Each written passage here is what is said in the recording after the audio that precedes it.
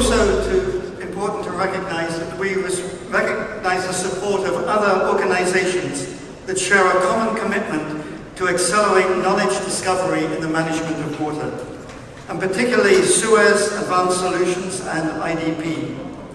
The image shown on this screen shows the Suez-supported Public Education Center for Climate Change in Barcelona that utilizes state-of-the-art deep immersion virtual reality that is specifically targeted at youth.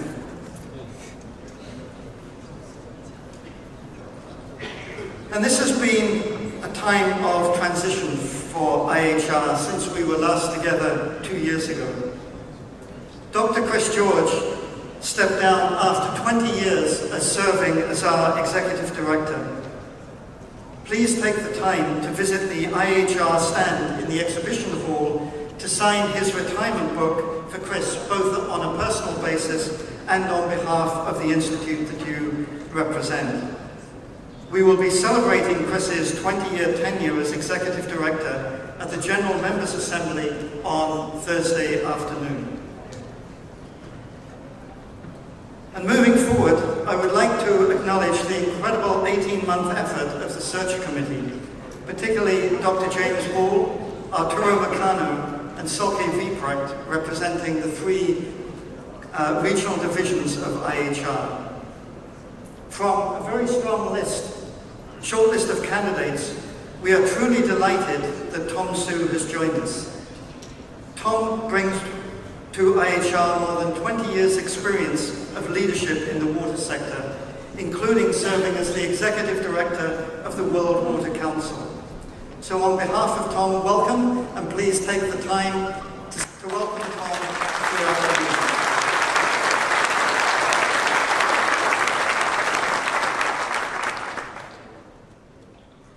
We also hope by the end of this week to have a new constitution and bylaws. This depends on your vote. So we are a democratic organization. If you haven't done so, please vote for your new council and also for these changes in constitution. The goal of these changes, led by a team across IAHR, has been to ensure that we sustain the deep collegiality that is the defining feature of IAHR, and to make us more nimble, more impactful, and enhance your member experience in this era of instant information. A few highlights since we were last together. We've run 11 conferences through our technical committees with well over 4,000 participants. It's likely that that number could be 50% more than that. We've also run our 3 regional congresses with more than 1,200 participants. I would also like to acknowledge the success of the focus we've placed on young professional networks through a series of vice presidents, Marian Musty, Arthur Minette, and now Silke Wieprecht. So we now have more young professional chapters than we've ever had in our history. And a few words about our publications. This is one of the ways which we disseminate your research and information. Our flagship journal, the Journal of Hydraulic Research, the impact factor has taken a big jump, now to 2.974, which for the sector is remarkable. It's now well in the top quartile of both water and civil engineering journals worldwide. So our deep thanks to Mohammed Gadawi and Vlad Nikora and the transition that has occurred in the last 2 years. They made it smooth. They have an outstanding editorial advisory board, and that has resulted in this terrific step forward. Secondly, our unique journal, J1, provides a place for practicing engineers to publish innovations and applications on actual projects. And Dave Smith, stepping into the role of editor, has really revitalized this journal. And of our many, many publications, I'd just like to highlight Ribagua. Ribagua is the first Spanish language only journal for water research. And under the leadership of Fabian Bombardelli, it has grown by leaps and bounds. So this brings us to the topic of this Congress, water connecting the world. And today this has never been more relevant. So I'd like to play a brief clip. I encourage you to look on the webpage for the Carl Sagan Foundation to receive the full clip. From this distant vantage point, the Earth might not seem of any particular interest. But for us, it's different. Consider again that dot. That's here. That's home. That's us.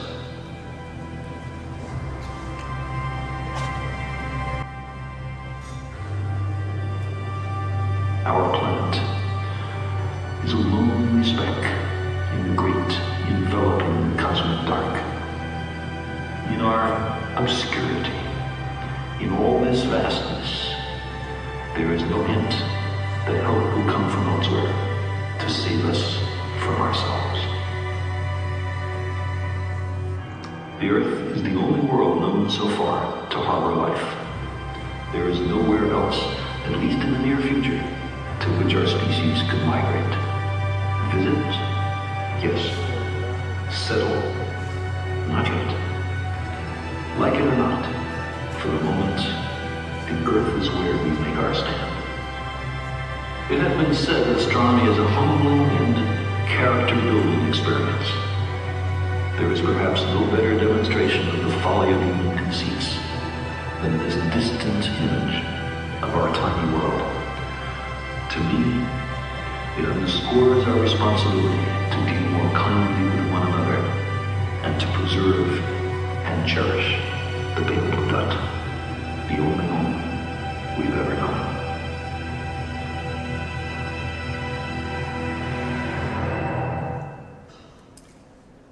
So let us just unpack the message in that video and look at the analogies with our own activities. First of all, this was made possible by new technology. The Voyager spacecraft allowed us to see the world from a totally different perspective.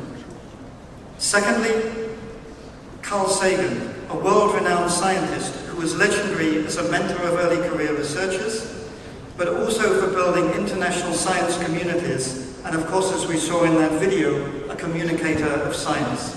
He captures what we aspire to.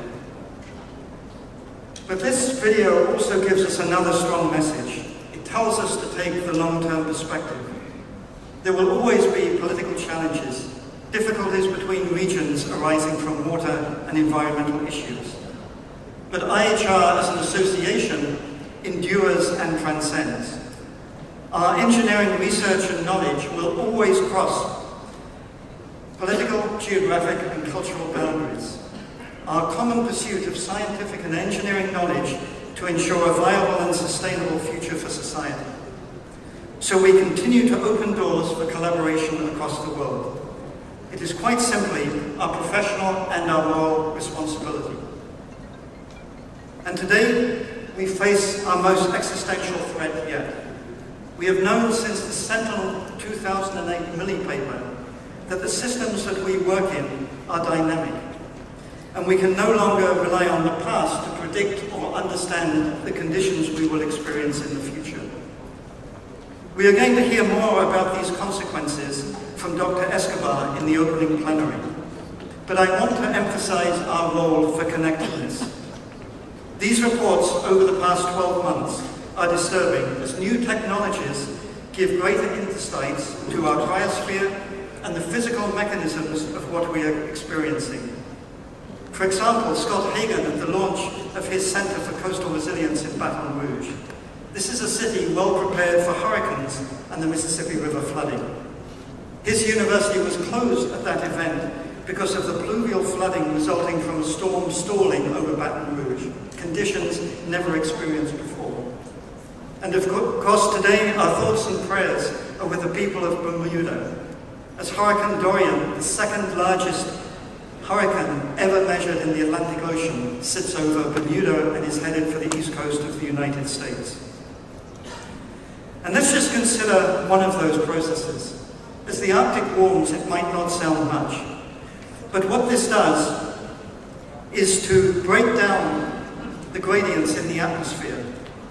This weakens the strong currents that guide the jet stream. And this unusual positioning is accounting for some of the strange conditions we experience. As one example, as you can see there, the red dot.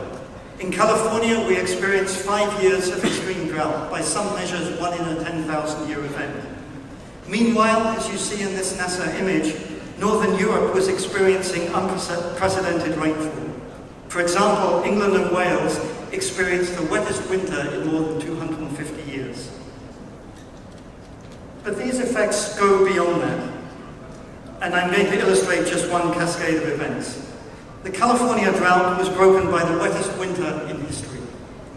This resulted in a pent-up burst of vegetation growth, which was immediately followed by an extremely long, hot summer. And of course you will recall the unprecedented wildfires. In the 1990s, as shown in this figure, we developed the Living River Strategy for the Napa watershed, the famous wines of California. This was an award-winning watershed management program. It fixed their severe flooding issues, it accounted for changing land use, population growth, invasive species. But we never anticipated wildfire on this scale. And the question which is still out there, will the ecosystem which we've strived for the last 3 decades to recover, will it survive this extreme event? Second point I would like to leave you with is how we communicate our science. We can put out sophisticated model simulations, we can give PowerPoints. But I'm going to give you here one example which you've already had a preview of communicating the effects of sea level rise to a community in my home of the Chesapeake Bay. I'm standing where I used to bat softball around with my friends when I was a kid, in the front yard of my dad's hunting and fishing cabin on the river in lower Dorchester County.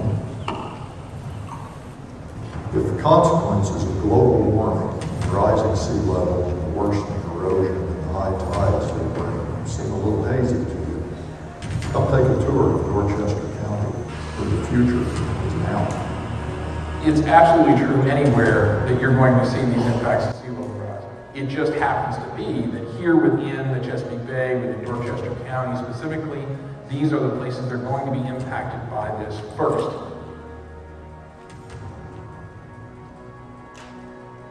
You've got graves literally falling in the water, vaults, and headstones, and bodies, and everything else.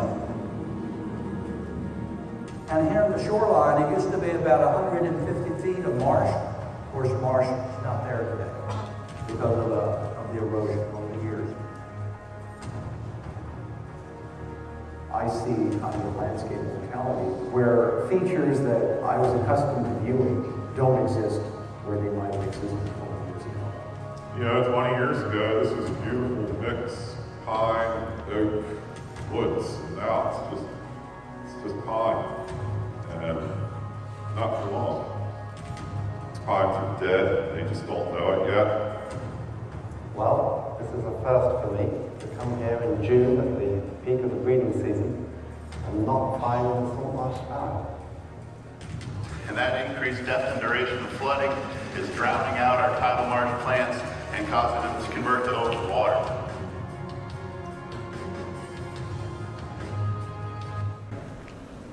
So that's an example of taking computer models, predictions, the impact of community, and sending a strong message. One of the things we've been doing, we've listened to many of the requests from you, the membership. You want us to enhance our media library, and this full documentary is available for educational use to IAHR members through our web portal following the Congress. So how do we deal with these massive challenges, and what should our role be as an association? If we could step back one, and I can control it here. Okay, we'll skip that. So, in order to take on these great challenges, whichever part of the world you're in, there's the recognition that we can no longer address these issues by single PI or small groups of researchers addressing these big challenges. And we see this great increase in multi-institutional publications, which is one indicator. You could also look at research grants. This has been going on for the last 10 or 15 years. But what's even more important, this is what's been happening in the last decade. We're continuing to see papers written by multidisciplines, larger groups of researchers. But what's interesting is that within countries, the number of multi-authored publications is decreasing. These multi-authored publications between institutions, where the increase is happening is across institutional and international boundaries. And so, depending on where you are, our National Science Foundation refer to this as convergence, where the breakthroughs in research are likely to occur at the interface of multiple disciplines of science and engineering. And we are really good at this in IAHR. Just to pick out a few of our members, Dr. Gourbesville from France with his Erasmus Mundus project, Dr. Baberbech and Arthur Mainet with the Singapore Delta Water Alliance, Dr. Tang at Hohai University in China with his 111 project that draws 12 IAHR institutions from across the world. We have a lot of experience within IAHR, and we should be on the leading edge of this trend. And I'm going to leave you with two final thoughts. The first is that in the spirit of interdisciplinary science, the first is that the concept of restoration, or restoring to some historical condition, is a fallacy. We're working in these systems which are so dynamic, as Professor Peter Moyle pointed out to us in California a few years ago. These conditions are so changed. If you move people off the landscape, if you move infrastructure off the landscape, those conditions would be totally different. So here we're trying to manage endangered species, threatened species, in a way that the conditions are totally different to how they evolved. So we need to bring new tools. We need to understand genetics, we need to understand rates of adaptation, and we need to be building flexibility into our water infrastructure. And this gets to the concept of engineering with nature, and Dr. Penning's workshop tomorrow that is focusing on some of these issues. The last point is, this is the quote from E.O. Wilson, a very famous ecologist. But there were other luminaries, such as our own Mike Abbott, the pioneer of hydroinformatics, that foresaw this era of big data. The synthesis of data, simulations in a way that is relevant and timely to inform management and policy, remains a universal challenge. Our sensor technologies and modeling capacity far outweigh our ability for synthesis, effective communication, and ensuring the best available science and engineering information is rolled into decision-making. So this afternoon, senior government officials, experts in adaptive management of large complex systems, will join leaders in engineering research to explore this topic further. You are very welcome to join the discussion on the 6th floor. That's the 6th room in the 6th floor. It's incorrect in the program, and that starts at 1 p.m. In addition to that, we have new task committees that have been formed responding to this. We have now flood risk management, one on climate change, and I would like to highlight our innovation and professional development division that has as a theme global water issues, and under that we have initiatives around global water security. We have the Sustainable Development Goals led by Angelos Findakakis, and UN Water with Tom Sue's extensive experience. So thank you for your attention. I wish you a great Congress. Please use this as an opportunity to make new friends, to expand your mentorship, to expand your network, so we can use the power of IAHR to effect positive change through both good times and challenging times. Please engage. Thank you.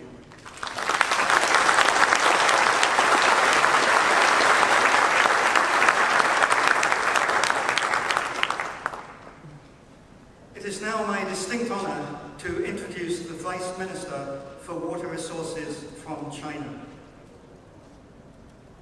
Dr. Zhang has served in numerous technical leadership positions in China, and you can see his information on the Congress webpage. But most recently, before his current position, he was the Vice Minister in charge of the South to North Water Diversion Project. This is one of the largest water infrastructure projects ever completed and has an impact similar to the Panama Canal on the world. So Dr. Zhang, from the IHR community, we have greatly appreciated the technical advice and support from your ministry over the last many years. And just one example of that was your encouragement to pursue our newest journal, the Journal of Eco-Hydraulics, whose launch ceremony was held in Beijing just 3 years ago. So, Vice Minister Chiang.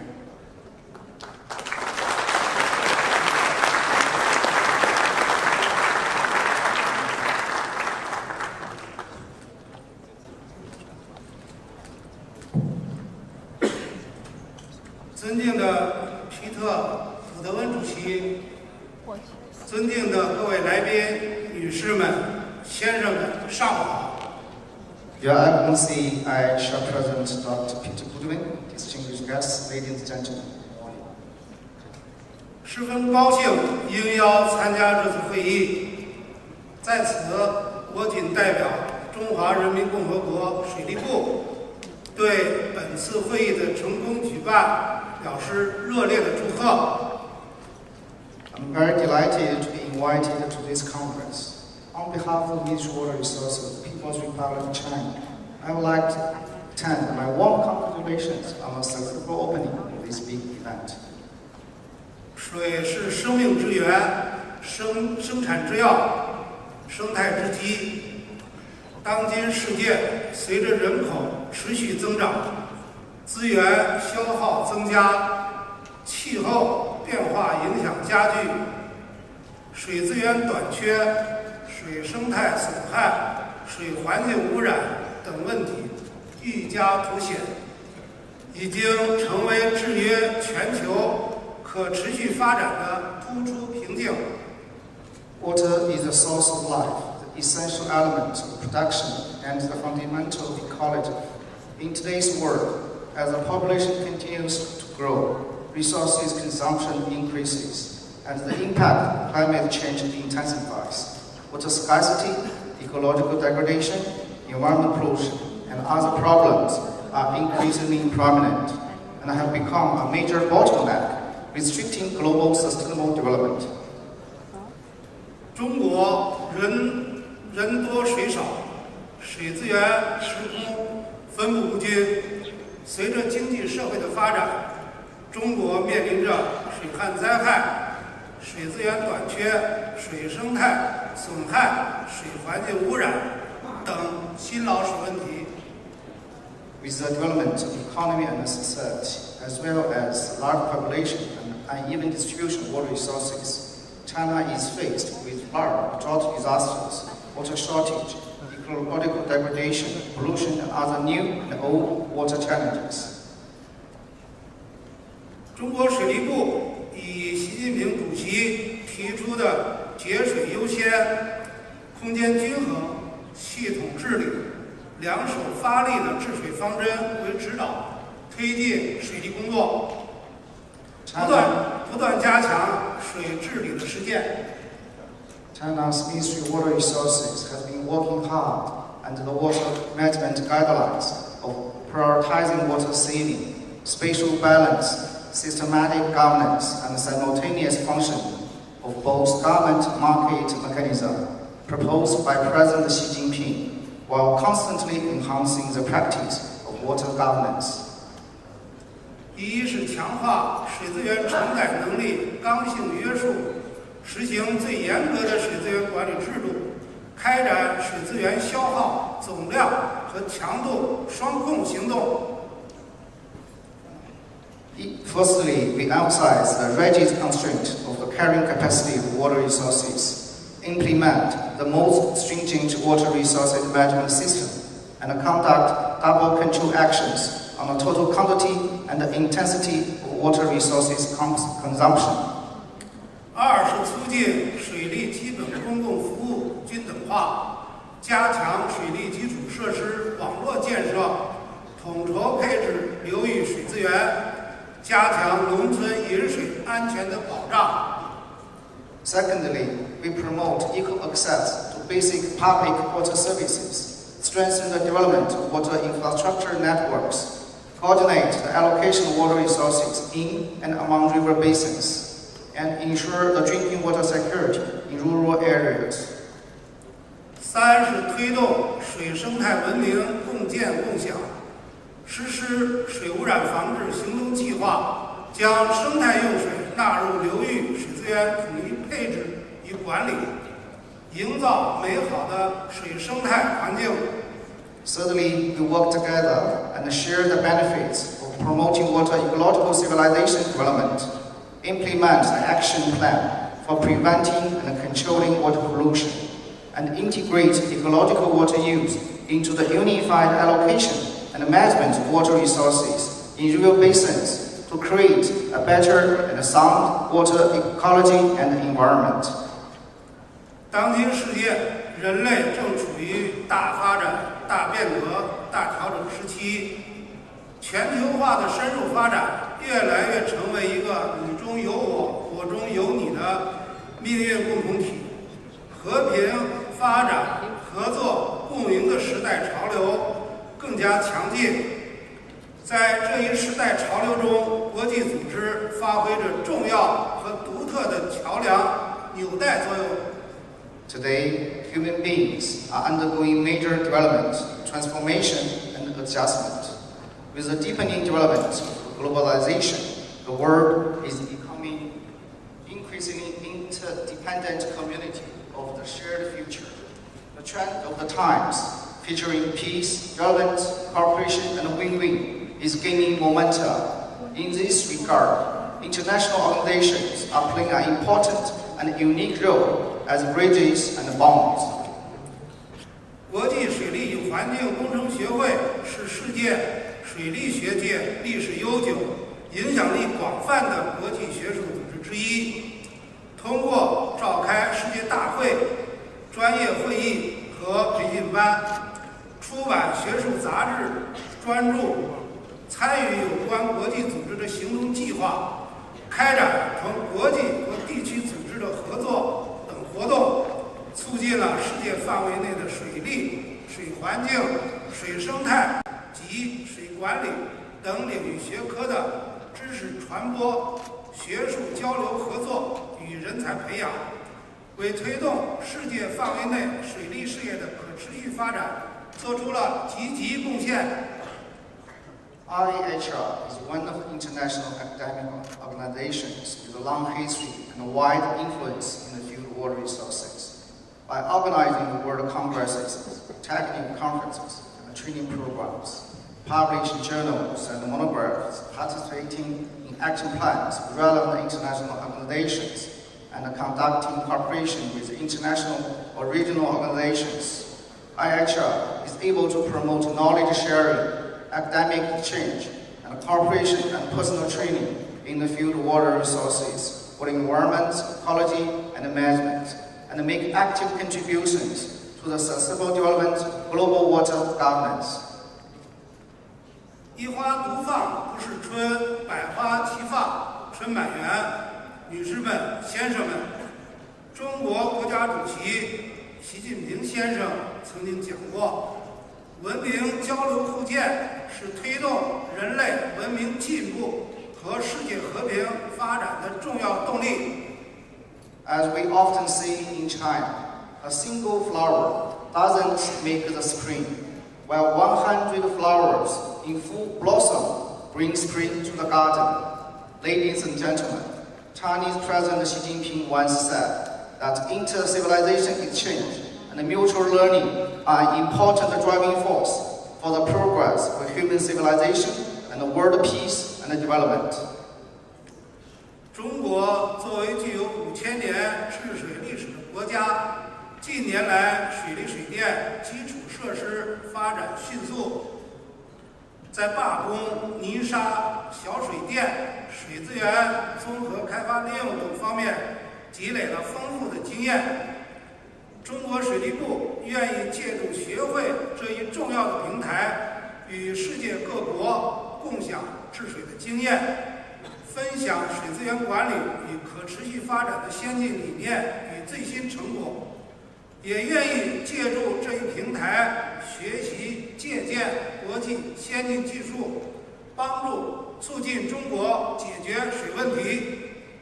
As a country with a history of more than 5,000 years of water management, China has witnessed the rapid development of water resources and hydropower infrastructure in recent years, and has accumulated rich experience in dam construction, sedimentation research, small hydropower, and integrated water resources management. Means water resources of China is willing to make use of this important platform of IAHR to share with other countries and organizations our experience in water governance, advanced ideas, and the latest achievements in water resources management and sustainable development. We are also willing to learn from other countries and colleagues the advanced technologies for solving water challenges in China.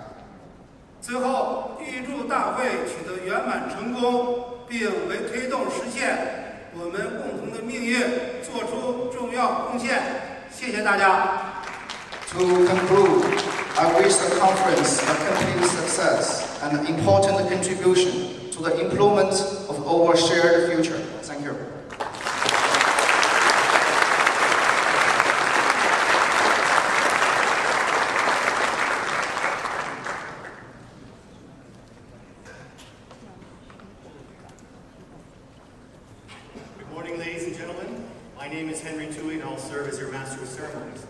It is now my privilege to introduce our first speaker.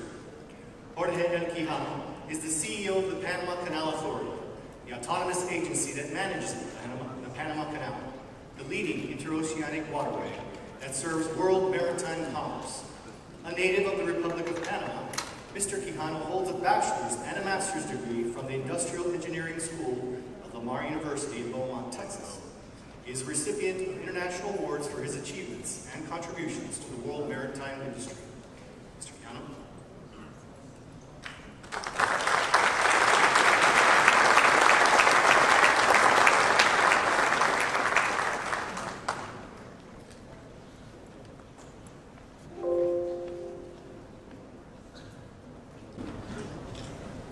Good morning to all.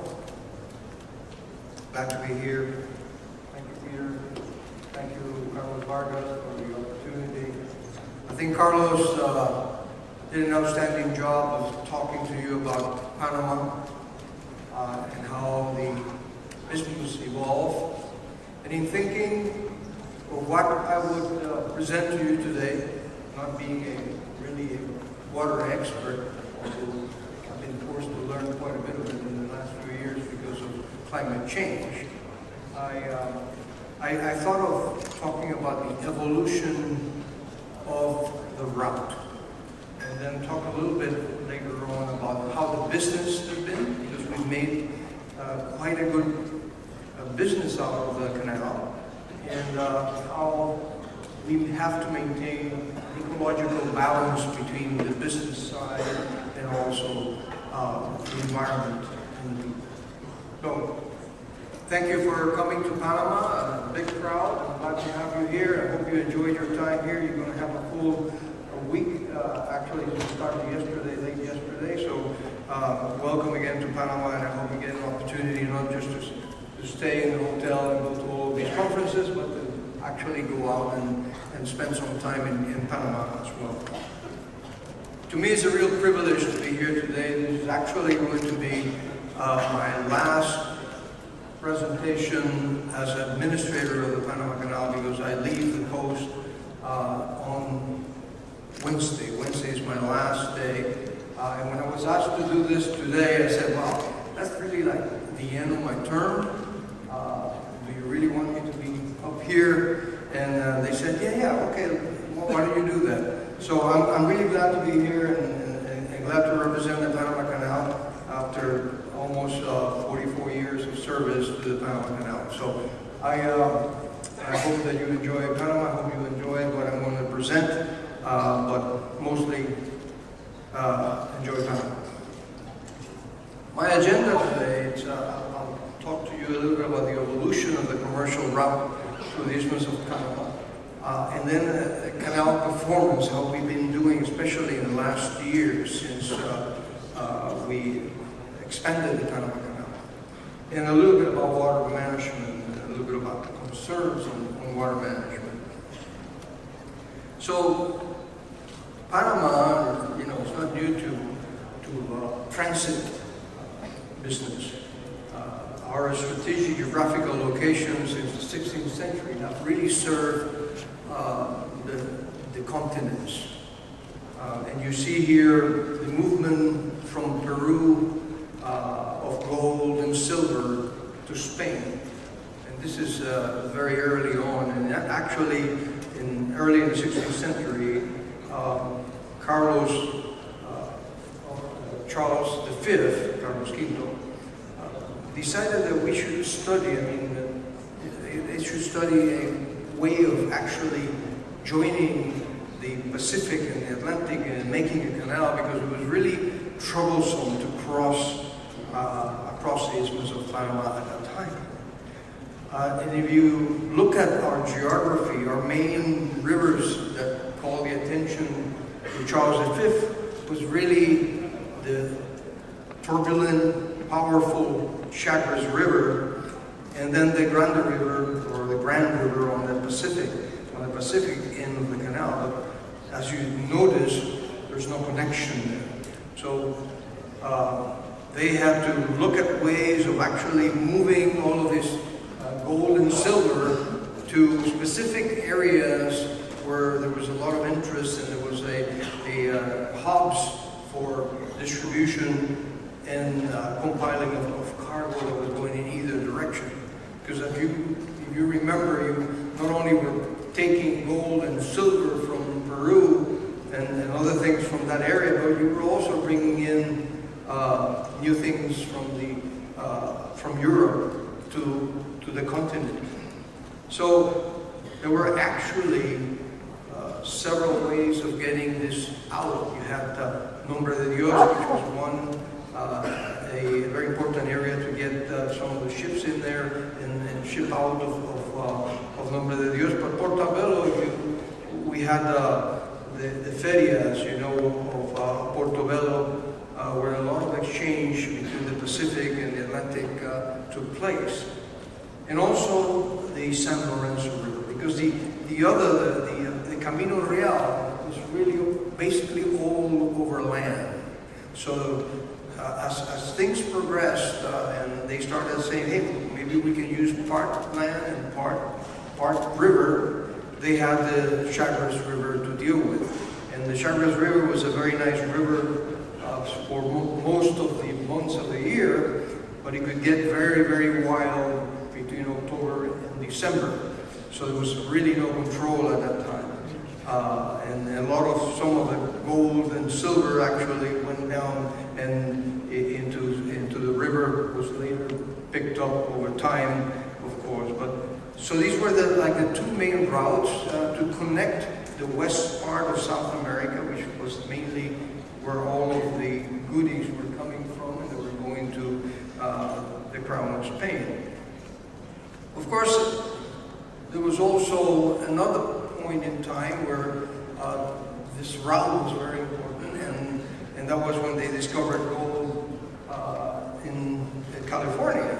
So the gold rush started in 1849, and in 1849 there was, it was too difficult to get people across the United States. You had to deal with the natives that were a little bit violent in the area, and it was a long route. So one way to come to the west coast of the United States was actually walk through Panama and take a ship and go over.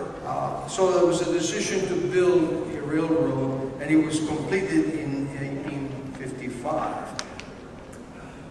But then a decision was made back in basically first with the French, that they were going to build a sea level canal. Of course, that never happened. It was really impossible with the equipment and the technology that was available at that time. It is even very challenging to do that today. So when we look at our expansion, we decided to continue to work with locks because that's probably the technology that best applies to our isthmus. So we had to cross this. Culebra Cut is a cut through the continental divide. So now you're trying to join the Grande River on the south and on the northern part, or going to the Atlantic part of the Chagres River. So after the Americans took over in 1904, we started to build, and you see some of the construction picture there. And then we had to also build locks and dams to hold and try to control a little bit of the Chagres. But most importantly, with that dam, we needed to build a passage that would give enough depth so that vessels, that ocean-going vessels, could go through the Panama Canal. This is all fresh water we're talking about. And this is why this is very important, because it's the livelihood of our business and the driver of Panama. So it's an main economic driver of Panama. So 1914, we created Gatun Lake. At that time, the largest artificial lake in the world. It was seconded later on by Lake Mead in the United States, and we're still one of the major artificial lakes in the world. But of course, there are many that have been built since. But this was crucial. So now we could go across the continental divide and go into a big lake, and then go up Miraflores Lake, locks, and go up Peromian locks. That was another step. Go through, and in the end, go through the Atlantic locks at Gatun, and go back down to the Atlantic Ocean.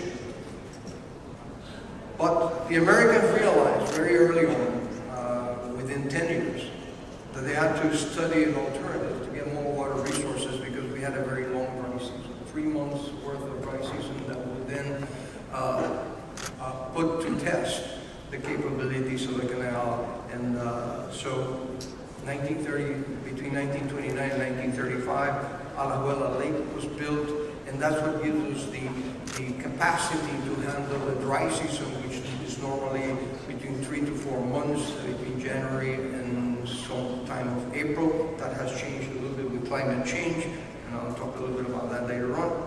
So this is now a system that provides for the normal transit of many, many 13,000 vessels, ocean-going vessels a year. But we knew that we needed to accommodate larger vessels, because they were continuing to be built, and we needed to update our system.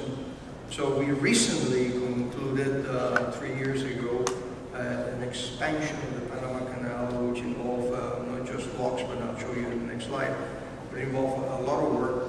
And it took us 9 years to do this, to update it and be able to handle most of the world's fleet like we do today. So what is the Panama Canal in the end? So what you see there is we actually trying to bring ships from the Pacific to the Atlantic, or vice versa, by using fresh water. Important, fresh water.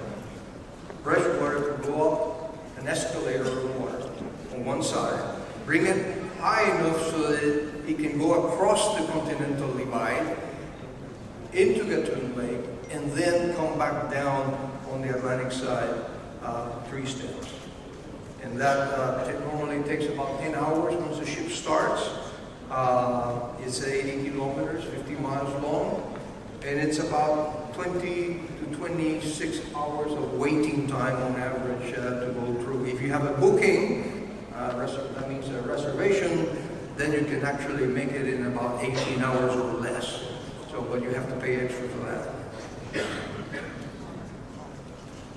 What we did in the expansion program was look at everything around the canal and see where we could actually expand and build new channels and use the old channel as well with additional depth. So we started with, of course, we need to bring these big vessels up and bring them back down. So we need two big infrastructure projects, which were the Atlantic Neo-Panamax locks and the Pacific Neo-Panamax locks. This time we decided to make it 3 steps all the way, so that we have 3 steps on the Pacific and 3 steps on the Atlantic. It's not split between on the Pacific side, which is less productive or is less efficient on the Pacific side. So we decided to go ahead and make it 3 steps on both sides, and basically it has helped in achieving good productivity from this side. We also had to deepen the entrance channels. We had to deepen all of the channels in the lake, including Culebra Cut, but we also had to further widen Culebra Cut for the larger and longer vessels and with deeper draft. And we also had to build an additional channel that would connect then the old Culebra Cut to the new locks that you see at the bottom of that section there in circle. And all of that we had to do, including trying to somehow raise the level of Gatun Lake by accommodating or adjusting some of the infrastructures at the locks and also at the spillway on the Atlantic side. So that gave us another 45 centimeters or 1.5 feet of additional water to go ahead with that. So for us, it was a very important project. It was 5.6, at the end it was $5.6 billion investment that we as Panamanians did ourselves. We of course had to go out and get a loan for $2.3 billion. Out of that, we have paid, throughout this time, we paid all of the interest, and we started paying, amortizing the capital.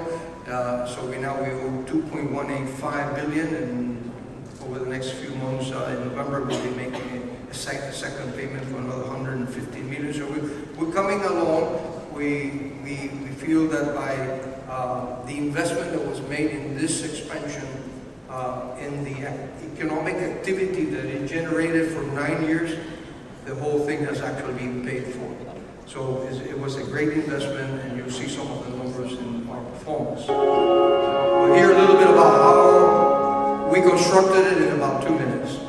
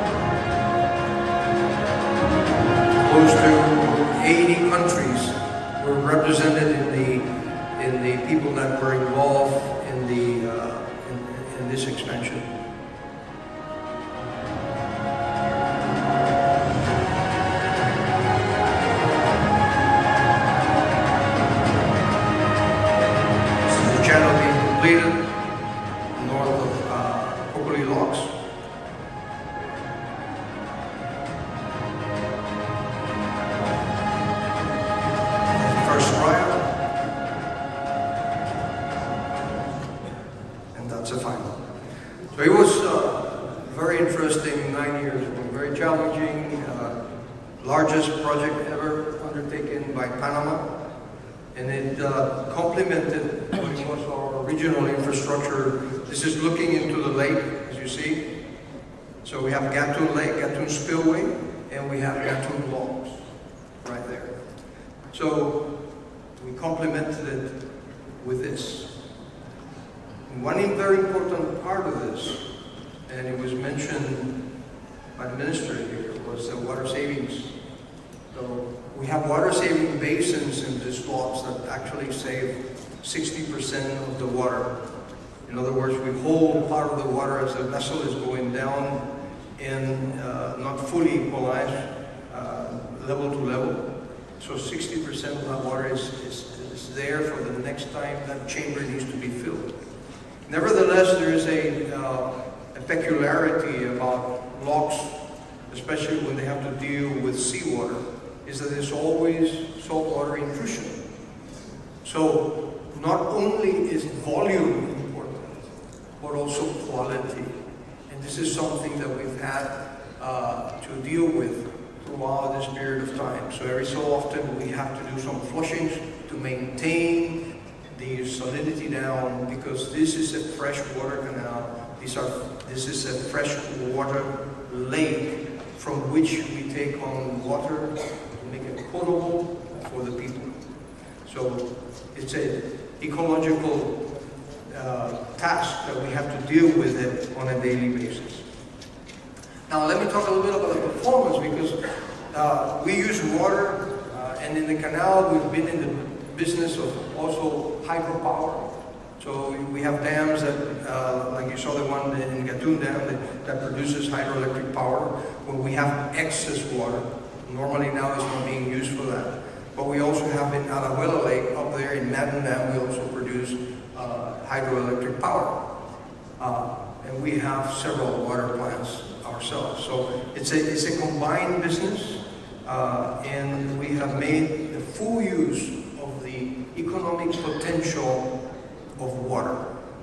About 50% of the humid systems go across our isthmus, and we capture part of that over the year.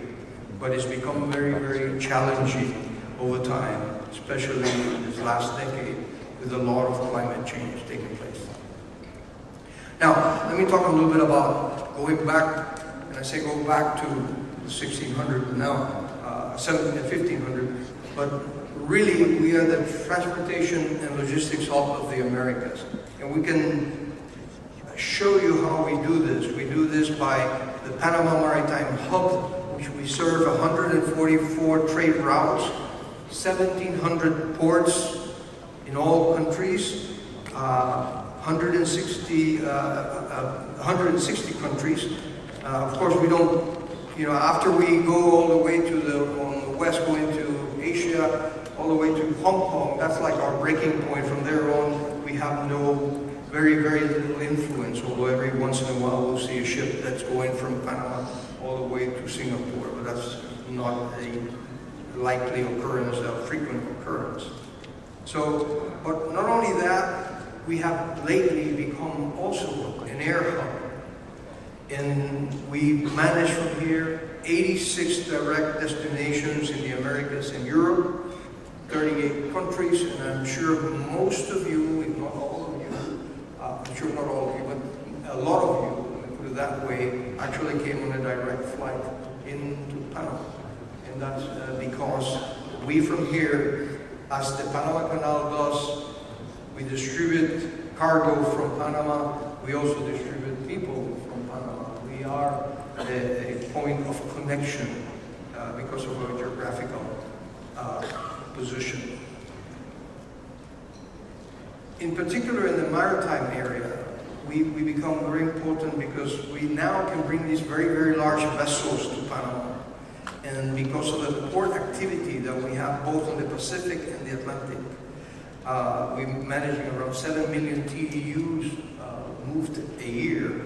Out of that, like 95% actually comes in and goes back out, because we're not, our population cannot consume that much So we're really a transit point. We are very close, as you see, even if you go down all the way to Chile, we're only 5 to 6 days here. So what we do is we get ships that are very large, carrying 14, 15,000 TEUs. They drop off some cargo, pick up some cargo that comes from those destinations, and then they go off to our #1 customer, which is the United States.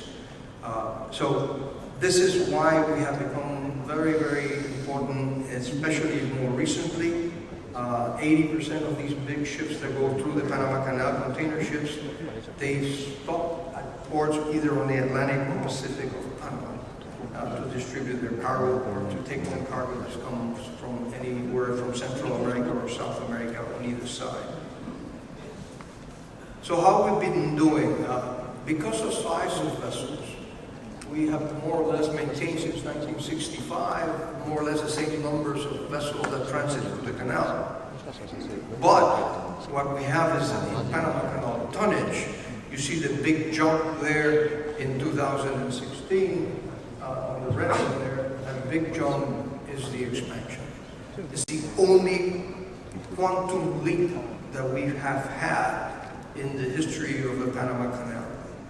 And not only that, but we have actually estimated for this year that we would be doing around 450 million tons. We're actually now projecting, even though this chart says 461.5, I think we'll be closer because of the excellent last 2 months that we've had. We'll be probably closer to 470 million tons. And this is in spite of the U.S.-China trade tensions, which we hope eventually they're resolved because we're a little link in this big chain, and we do suffer the consequences of those tensions very, very quickly.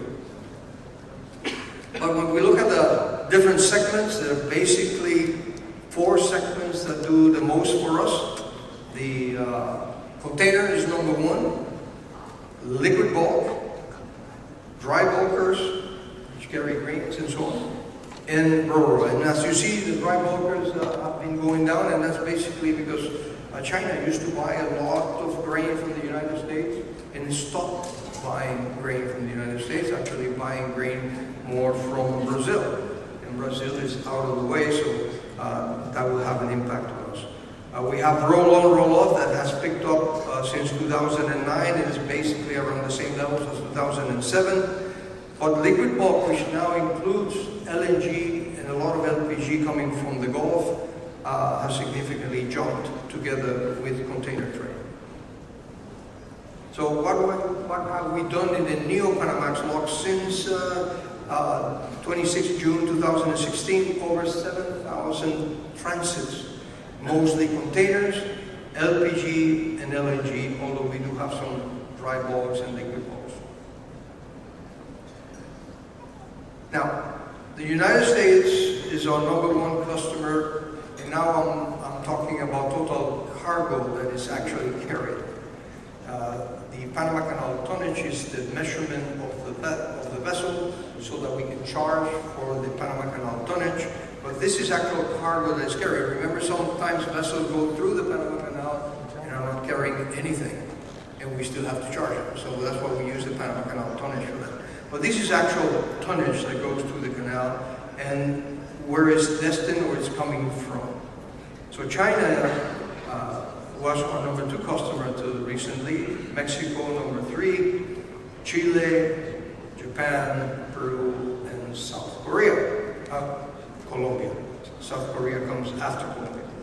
And that has changed a little bit, and I'll show you the next slide, but if you see of the total cargo movements of 255 million long tons, 68.5% either goes or comes from the United States. It is, the United States continues to be the most important customer of the canal, China and Japan being now the second most important because they're flipping on a almost monthly basis. And you see here are the main routes. Of course, Asia to the east coast of the United States, and that's both ways. South America, west coast to east coast, and Central America, west coast the U.S. East Coast. We have some South America coast to coast as well, but not significant. Now, what has happened very recently is up to July, because of the trade tensions between the U.S.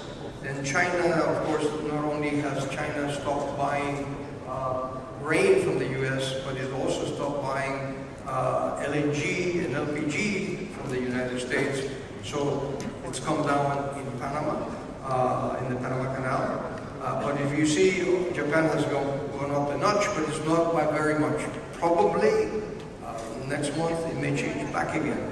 And we hope that things, the tensions will somehow come to an end soon, although our perspectives from the news that we've been able to catch doesn't look all that promising at this point in time. So these are the situation right now. These are the main customers. You see Mexico, South Korea now jumping over Colombia as well. So these are the movements that we see, and that's basically because South Korea and Japan are now very large consumers of LNG that's being produced in the United States. They have actual investments in some of the trains, in some of the plants in the U.S. And liner connectivity, when I talked to you earlier, I talked to you a little bit about why we were so important. We have services. We have 11 Panamax services of liner is actually container vessels that go through the Panama Canal and that actually transit both ways and on a weekly basis. So you have two. Every service means 104 vessels a year, and of that, we have to add now another 16 of Neo-Panamax vessels, the larger vessels. A lot of conversion from the Panamax in this segment to the Neo-Panamax size vessels. But not only is that important to the canal, we also, it's very important to Panama, is the feeder vessels. And here you have a total of 32 weekly feeder services coming in and coming and going out of the Panama Canal ports. 72% of those container vessels that transit, sometimes goes all the way to 80, they call them local ports. So it's a system. So from here, we get the big ship, and then we distribute from here, just like the airline. We have Copa Airlines that distribute passengers that come to Panama and then want to go to maybe Argentina, want to go to Mexico, want to go, they use Panama as the hub, but also stay in Panama a few days, which is a good part. Now, so that you know the importance of the Panama Canal for grain exports to the United States. In 2018, out of 135.3 million tons, we managed 16.3% of that total exports going through the canal, goes to the west coast of South America, west coast of Central America, and also going to Asia. Of everything that's going to Asia, we are actually handling Asia or west coast, I mean Pacific, we're actually handling 76.7% of all U.S. cargo exports. But we are very important to the U.S. with regard to exports. Of course, we have challenges because the alternatives is Brazil, and they will go through Cape of Good Hope, and so will Argentina and soybean as well go into Asia. We use a different route. We're just too far off. We're trying to get some to come out of the northern part of Brazil, and if that happens, then we will be able to see that through the Panama Canal. LPG flows, 90.4 of the LPG flows comes from the United States. Some is coming from Trinidad Tobago. Actually, China has bought some from Trinidad Tobago because they're not buying from the U.S. and that helped our numbers a little bit. And when you look at the whole thing, we have a total of 18 million tons of cargo of LPG that's going through the canal.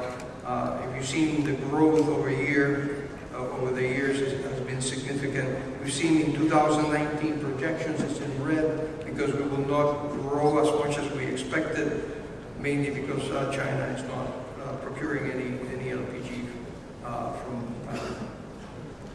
from the U.S. to go through the Panama Canal. When you look at the total U.S. exports of LPG, the canal is handling these days 47.8% of all LPG exports of the United States. And when we look at LNG flows, 86% of the LNG flows, mostly going to Asia, but also going to Mexico, even west coast of the U.S., and also going to Chile. We see exports also of LNG coming from Trinidad and Tobago, mostly on the spot market. And we have 7% coming from Peru going to Europe. So overall, when you look at it, South Korea has been in 2019, this is our estimate, knocking at 30.6% of LNG flows to the canal. South Korea is number 1, Japan 2, Mexico number 3, Chile number 4. China has made some purchases, but not significant, and most of them have come from Trinidad and Tobago. Growth from 2017 to 2018, we had a significant growth from about 6 million tons, and this year we're going to almost 13 million tons is what we expect to do. So we've continued to grow over time, and that has helped in the total economies of the Panama Canal. The total U.S. exports of LNG, we're handling 55% of U.S. LNG coming through the Panama Canal. So any deviation of that cargo to any other market does have an impact on us. So you just look at revenues, how we perform.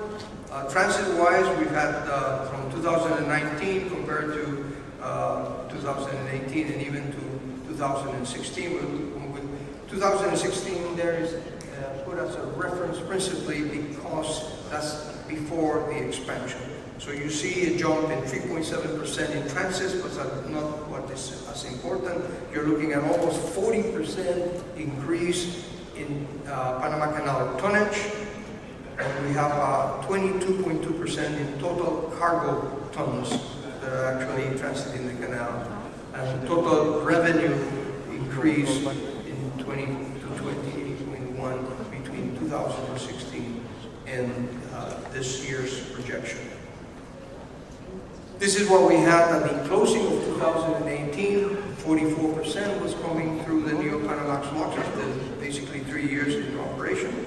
Now we're looking at 48.5%. We see as it's now slowing down, but it will be eventually more than 50% of what comes to the Panama Canal will be coming through the Neo-Panamax and larger vessels, Neo-Panamax locks.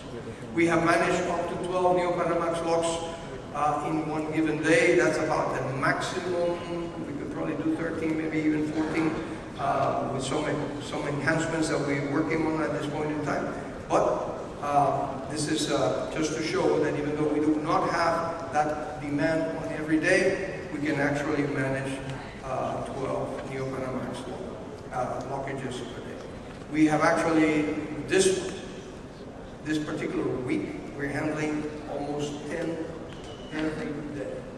So we have come a long way. We expected to be running around 4 to 5 in 2019. After expanding the canal, we're actually almost doubling that. We've beaten the record. This is the LNG Al-Safliya.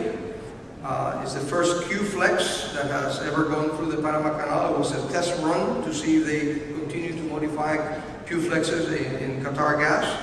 And they have decided after the successful transit that they will continue to do some modifications. Actually, it's just the modifications to where the windlasses and so on are to manage the lines. So there's not much of a modification. They will have to go to dry dock to make those modifications. What's important is that this is a new size of maximum size of LNG vessel that we'll probably ever see Panama Canal. We've also had the Triton, which is a container vessel run by Evergreen. This is the largest vessel ever gone through the Panama Canal with 15,313 TEU capacity. And it's a very long vessel. And it held the record of tolls being paid until about 2 weeks ago when this vessel came through. There's a Triton, and this other vessel came through, the Thalassa Elpida, which is a different manufacturer. It has different arrangements, but it was carrying more loaded cargo than the previous vessel. So it came to $1.229 million in going through the canal. So briefly, water management. Why I talk so much about the performance of the canal? It is because it is the livelihood and the driver of the economy of Panama. But we have to manage its water correctly. And Carlos Vargas has been our water manager for many, many years. First starting in the hydrological and meteorological section, and now he heads environment and water management for the Panama Canal. And this is vital to us Panameños. You know, we have multi-purpose reservoirs, 2 of them, Lake Gatun and Lake Alajuela, as I mentioned. But they provide many things. I think he mentioned this is tourism. And we also, you know, we have irrigation that has to be done with some of the water that, so that we have exports. You see pineapples here. We have some coffee that's being generated around the watershed of the canal. But we also have fishing and other agricultural activities that happen because there is so much water in our watershed and in our lakes. So we have to protect that. And climate change has really hit us very hard. We've seen, and I think Peter mentioned that, you know, we used to be able to say, well, you know, weather behaves this way for the last 100 years, it will continue to behave that same way. Well, let me tell you that for the last, I say, at least 5 to 6 or 7 years, weather's not behaving well at all. And we're having issues with it. We have to restrict the draft on some vessels this year, on the Neo-Panamax vessels, fortunately not to the Panamax vessels. But as you see here, this is what we have looked at the net runoff on our watershed, looking at 1914 through 2019. And when we look at it, the more humid is on your left side and the drier years is on the Pacific side. And when you start looking at it, even this month we've had some rain, we're still basically at the, you know, tail end of water runoffs that are put into our watershed. So we're very concerned that we now lack a way to predict the future of what's going to happen in the canal. We have the 6th worst months of the dry season starting in December through May. We were at the very, very tail end on that one. So we would have been right here if I showed you that slide. So it's been very difficult for us in trying to predict the future, and I think it's going to be even more difficult down the road. But the canal is not just about getting ships through and providing water for irrigation, but we also provide water for human consumption. And we have all of these plants that you see here consuming, and this is in million gallons per day, consuming water from both lakes. So a total of 645 million gallons per day.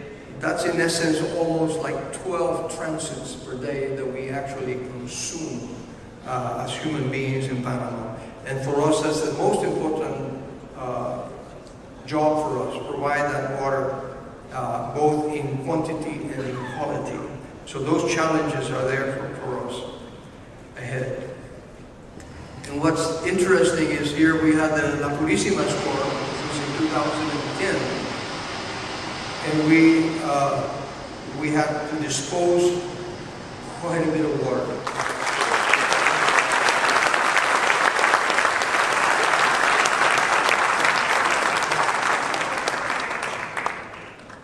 The second award, which is given by IAHR, is for the Industry Innovation Award.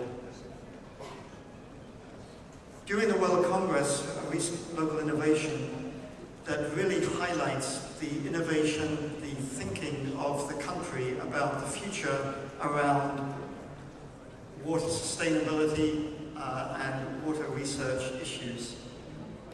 And it's a great pleasure, as I had the opportunity a couple of years ago to visit the Panama City of Knowledge. Not only has this group been a major contributor in the planning of the World Congress here, it is truly innovative. It has the purpose of giving international professional recognition to specific work. The City of Knowledge grew out of the former Fort Clayton. And within this system, amongst other things, they have one of the most impressive computational clusters, I would think, certainly in Central America.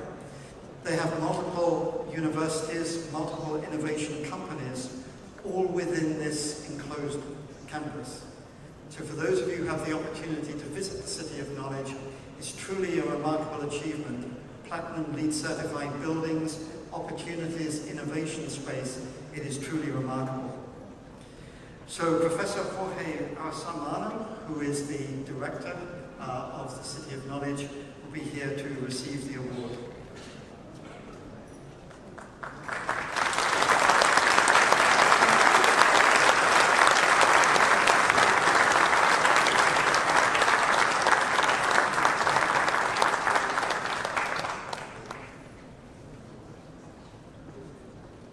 Offering technical expertise to deliver versatile, cost-effective, and environmentally sound solutions.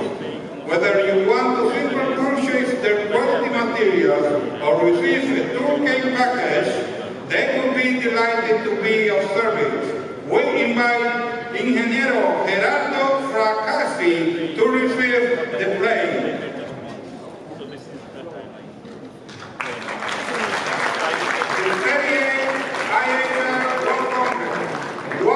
Connecting the world, in appreciation for supporting the event, proudly recognize McCaffrey as a silver sponsor, Panama City, September 2019.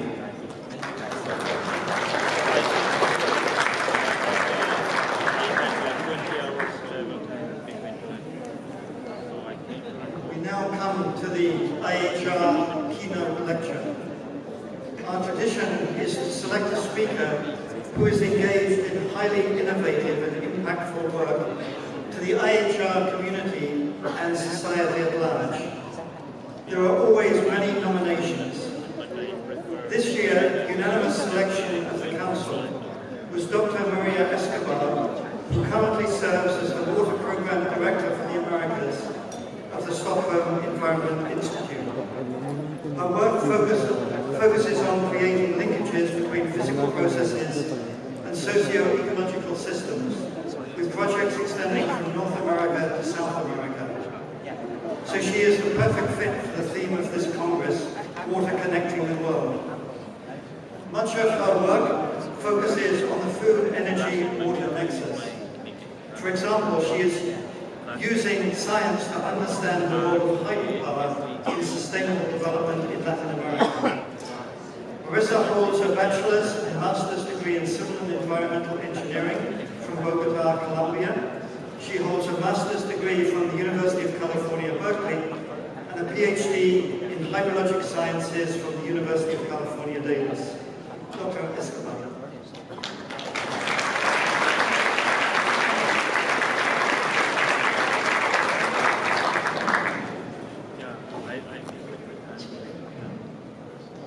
Hello everyone. How are you all here now? Isn't it amazing that after so much work, so much detail on logistics.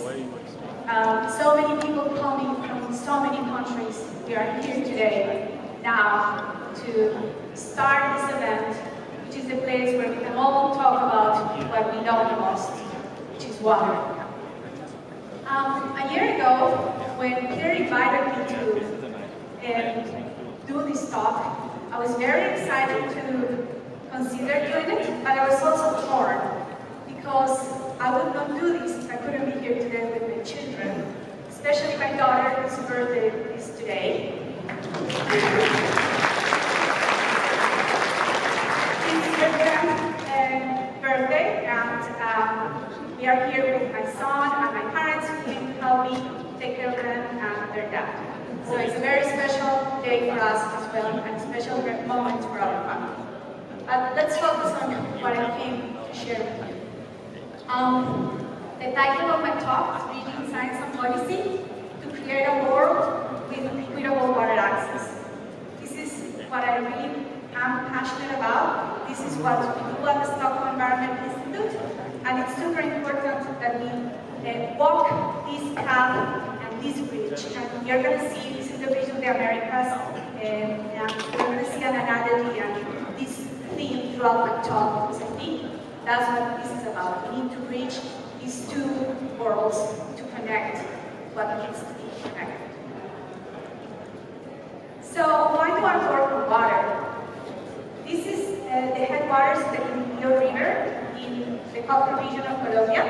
This is a beautiful landscape where, although it's been used and impacted by humans, we all know that, it's also still home to a very beautiful rainforest, cloud forest, and to the wonderful royal box palm, which is a palm that grows up to 60 meters and on elevations about 2,000 meters above sea level. So it's a very special ecosystem. It is also an ecosystem that serves for producing water, and that this is where I feel my roots are, and I definitely see that this is a place that we need to protect for generations to come.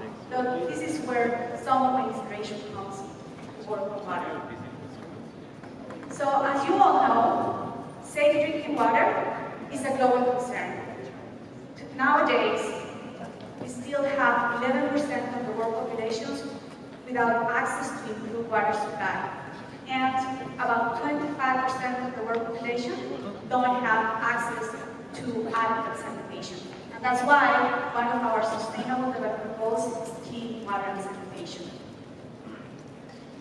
I believe that equality in water access reveals not only that sustainable development goal, but many others, including gender equality, peace and justice, and reduced inequalities.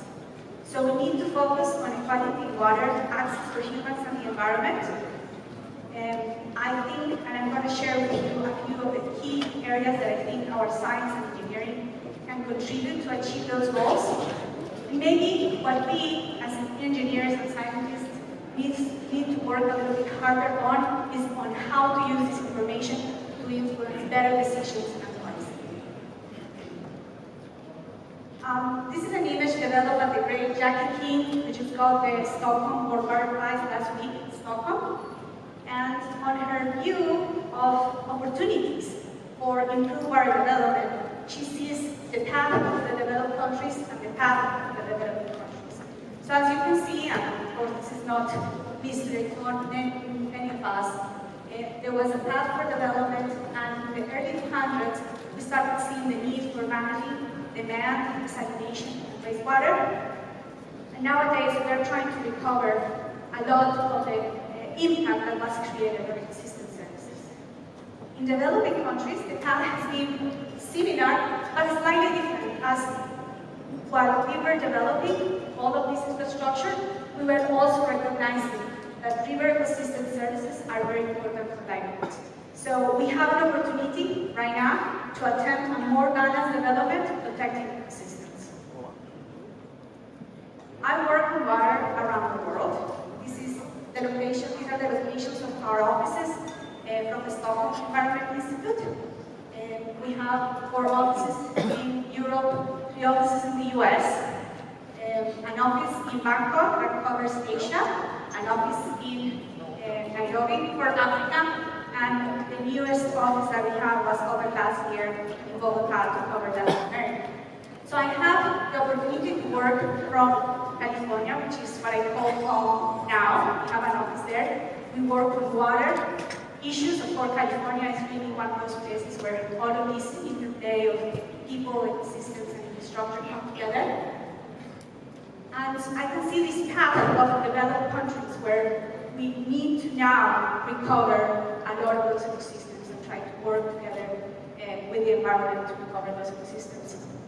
In Latin America, I see the other path, where a lot of the new infrastructure is being developed in Bolivia, in Peru, Colombia. We see all these development plans for watersheds, and in those plans is where the future of our water is going to be considered, and this is where we have the opportunity to create a better path for conservation and better managing our water. So to achieve that, I think we need to bridge science and engineering with policy as a key goal. And again, this is my analogy for the bridge. We have relevant science and engineering on one end, and we have the policy engagement on the other end. And bridging those two worlds, we have all the existing analytical tools that many of you are developing. On the science end, I put some keywords of things that I think are important here. Water quality, including how fires impact water quality and sediments. Flooding, of course, ecosystems, and remote sensing. These are key areas for our science development. On the policy end, we need to start working or continue working with decision makers, community engagement, and to enable resource sharing.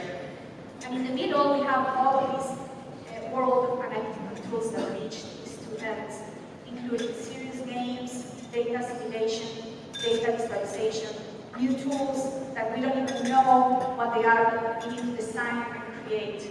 Technical facilitation, capacity development, communications, and of course sustainable finance, so we can make sure that those development paths we want to create have the required funding to happen.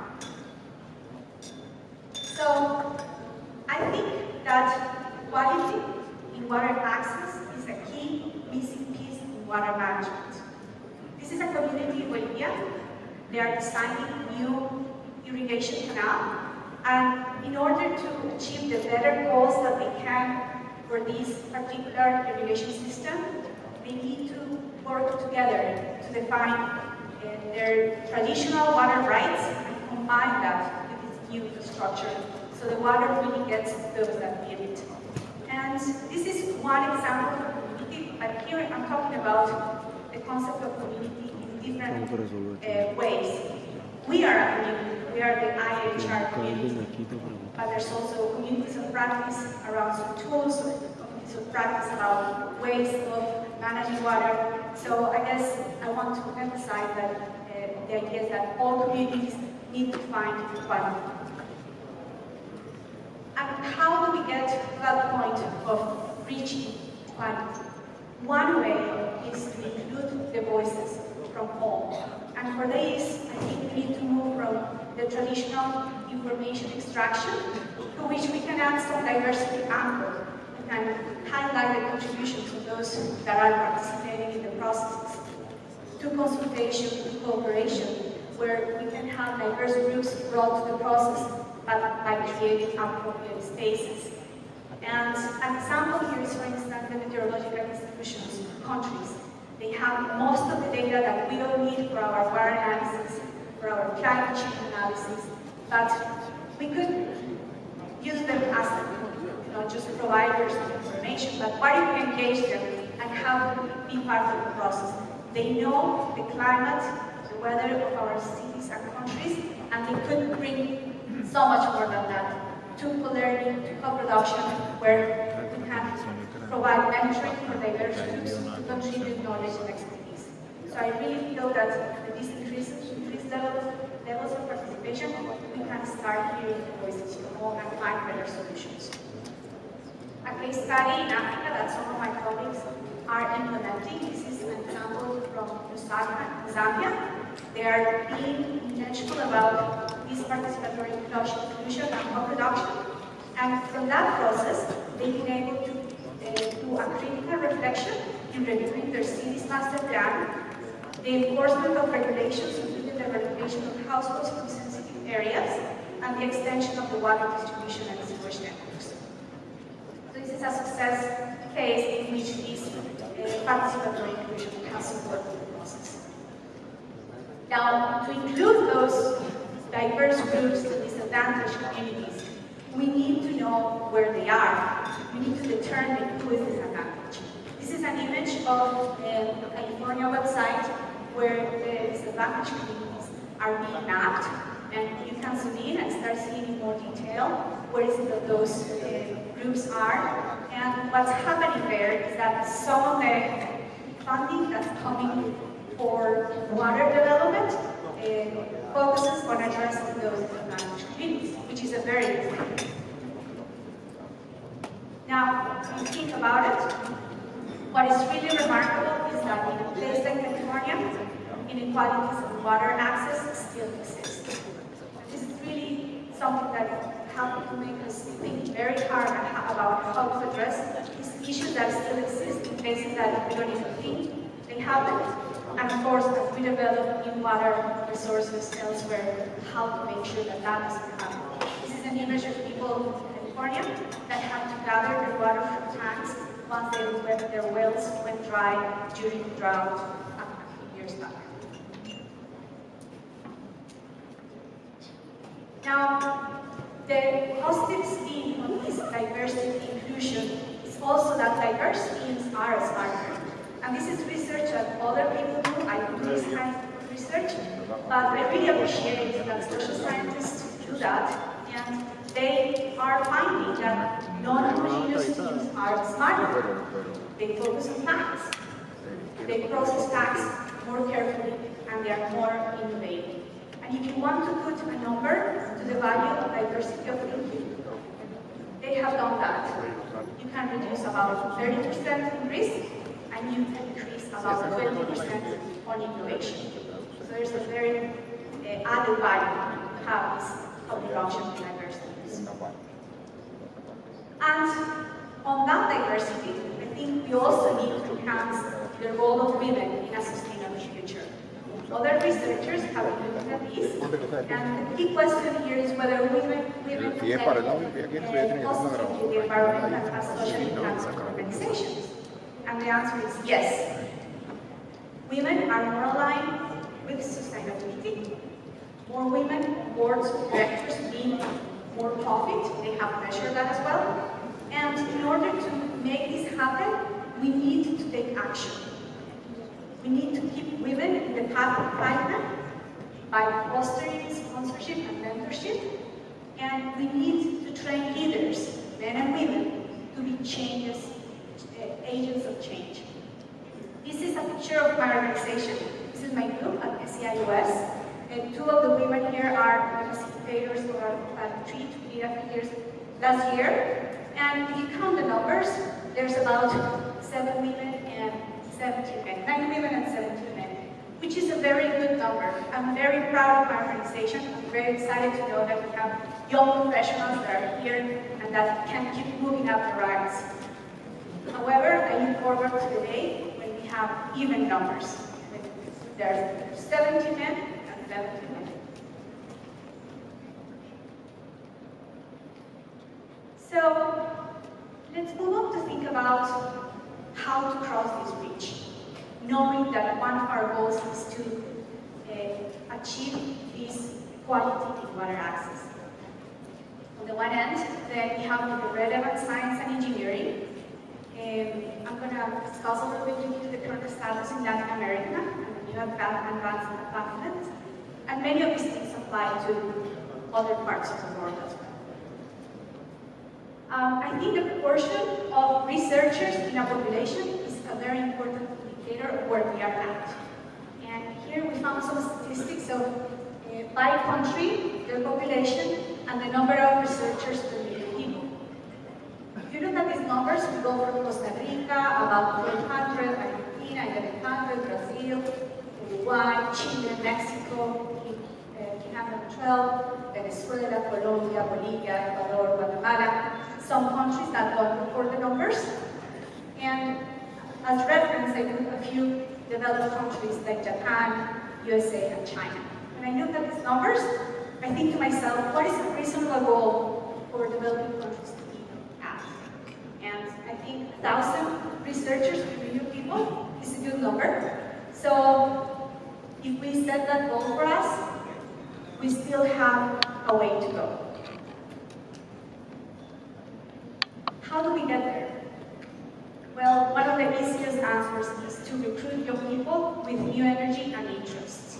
We've been trying to do that by building networks of young professionals that can learn from each other and that can start making those connections that we need.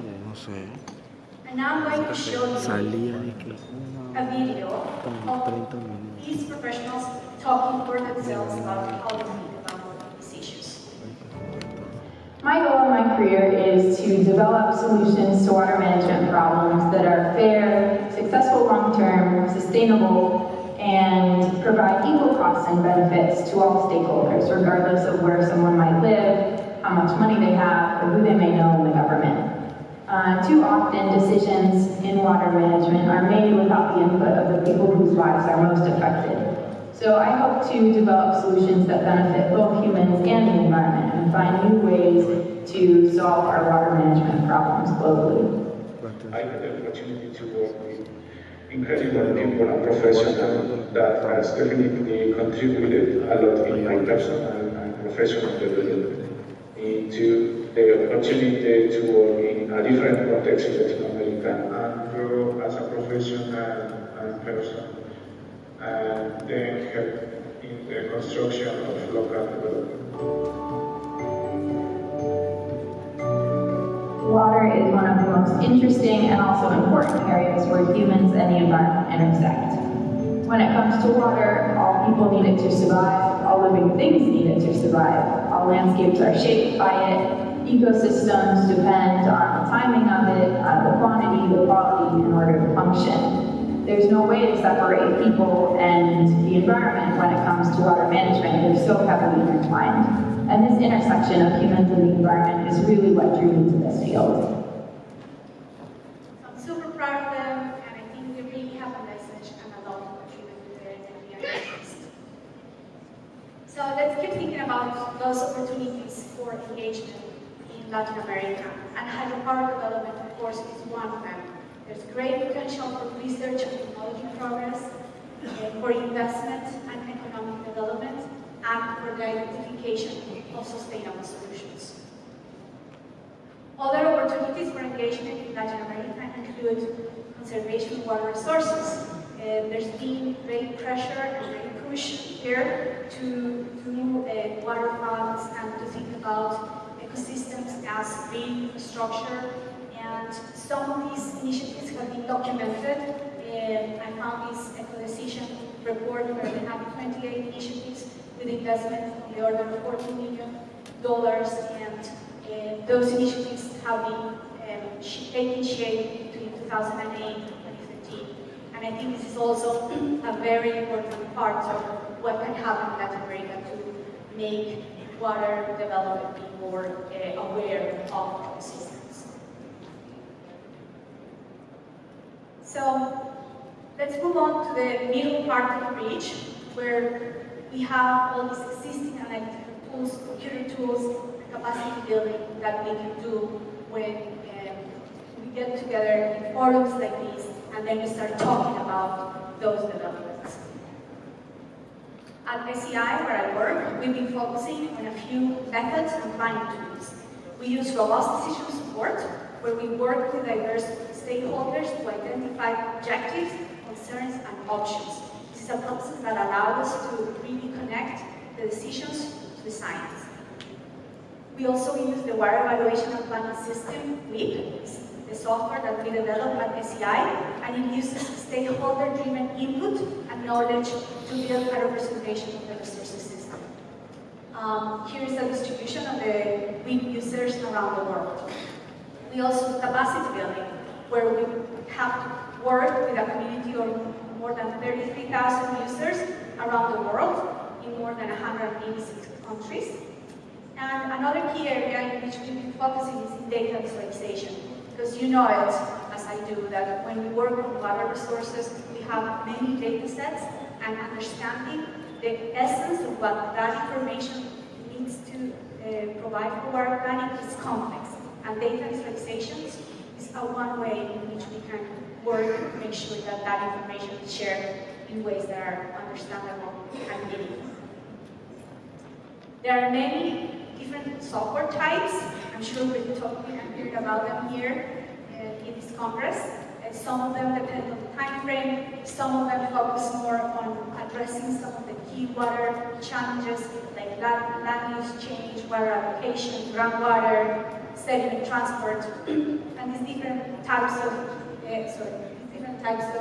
models, like river basin models, distributed models, hydraulic models, help us address those issues. Now, what I think is important here is that we don't think about these pieces of information as isolated silos, but that we start thinking about how to integrate them. So what one person learns from one system can be translated and understood in other systems as well. I mentioned data visualizations, and I found this interesting website where we can see visually how much water is being used in different states in the US. And you can see here on the bottom how, as we toggle through the years from 1950 to 2015, we see a dynamic behavior of the water use patterns, and we also see that by total, but also by sector, thermoelectric, public, irrigation, and industrial. So you start seeing some of those patterns.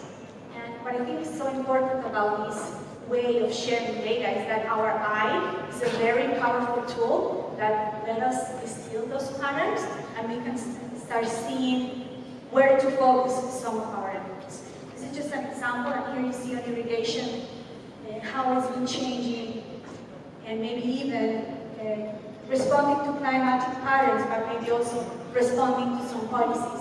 Irrigation has been going down in some of the states in the West. More irrigation in the West, more thermal in the East, and the industrial patterns are also visible here. And as we innovate and create more tools and information, we need to generate capacity building opportunities for diverse audiences. This is one of the workshops we did in Bolivia when we were doing the national water balance for the country. The average participation here was about 20% female, 80% male. We did about 10 workshops, and we were very happy that we had that participation from women, but we were also thinking that there were many other women that could have participated and that for some reason didn't make it to our workshops, and we really need to work harder to have that inclusion happening in our sector. So let's move on to the later part, or the last section of our bridge, where we can think about the policy engagement and how to achieve that. And here we need to think about actors, community engagement, and decision making. One of the key aspects here is that we need to invite the right actors. Whenever we start a water planning process, we try to map who those actors are. There's also software that can help us identify the location of those different actors. Here you can see some government actors in green, financiers in orange, research institutes, and how they connect to each other.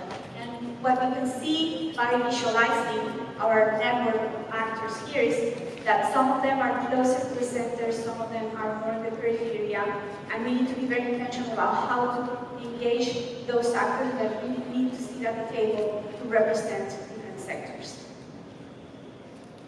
We also need to engage with the community. We've been applying decision support tools in Rio Rocha, which is the place where the water wars happened a few years back. It's a very tense subject to talk about water in this region. And what we try to do is with some data, information, analytical tools, and decision support systems, we try to sit people at the table, process the data, share it with them, and then at some point we have them engaged enough to make the better decisions with the information that we've helped them develop with their local data. We can also use tools to present data for decision making. This is one buzzword that maybe some of you have heard, storytelling with data. And I haven't done that myself so much, but I think it's a very important area in which we can create more policy engagement, because it combines this ancient way of human beings communicating through storytelling and connecting that to the data and information that they are generating. And we also need to learn to quantify inequalities. We need to look at for that, we need to look at the detail of what happens in communities, taking the necessary data and disaggregating the information at the level of inequalities. This is another sub-area in the Cochabamba region in Bolivia, where the community that I showed you the picture earlier is developing this irrigation canal. And you can see the design of the irrigation canals. And when we look at these communities in a more aggregated way, we see this graphic, which is coverage of water demands on the lighter bars at the back, as if we were supplying all the water that those communities need. But when we start disaggregating data and look at the details of each of those communities, we see that some of them, in the darker bars in the front, are not really getting the water as they need. So that's why we need to get down there and disaggregate the data to get to that level. So, I guess I made my case. We need to bridge science and engineering with policy. The science and tools exist. We'll be talking about those here in this Congress a lot in the next few days. Now, we need to create the power to influence policy through community engagement, communicating data, and social media, which I didn't talk so much about here, but we all know is a very powerful tool as well. We also need to work together to reach that equitable and sustainable world that we all want, so we can achieve the SDGs that we set up to achieve in a few years from now. So, but you all know that already to some degree. So what do we do? We have this very clear challenge on how to reduce water inequalities, how to cross the bridge between science and policy, and how to work together. So we can bridge this gap represented here by this very deep canyon. So what can we do? When we were preparing this talk, we wanted to leave you, all of you in this audience, with a few very practical things that you can start doing once we leave this room. What can you do? First, create opportunities for diverse teams. Be aware of the pipeline and keep women moving up the ranks. The face of the workforce needs to reflect the face of society. Second, support young scientists in their careers. We need to achieve this goal of 1,000 researchers per million people in our countries, Latin American countries and elsewhere. And third, continue innovating. Don't stop. That's what you do the best. Continue doing it. On tools and in communicating the research to influence decision for a more equitable world. So that's what I have to share with you today. There's no time for questions now, but I really hope that these ideas spark some conversation and some dialogue during the sessions. I hope to meet with you during the breaks and during the other sessions that are going to happen later today. Especially, I hope to see many of you at the Global Forum this afternoon. We're going to have very interesting conversations there. I'm very happy to answer questions about any of the things that you saw here from my presentation. And let's continue talking and having this dialogue. So we all together can achieve the goal of having water be the connector that we all know it can be.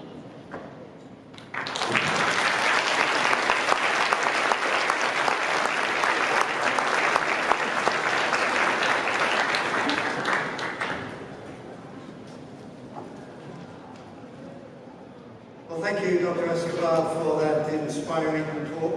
And as Dr. Escobar said, please join some of the researchers in leaders in research, policy, and implication in some of the largest ecosystem projects in the world this afternoon. 6th floor, 6th floor.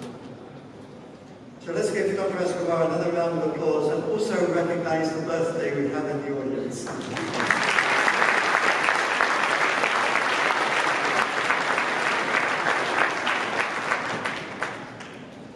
We now come to the IHR honorary members. The most prestigious honor conferred by the IHR Council is that of honorary membership. This award is bestowed on up to 3 distinguished IHR members of the Biennial World Congress. It's awarded for lifetime achievement and service to the global water community. On behalf of the IHR Council, it's my distinct privilege to confer the 2019 honorary members.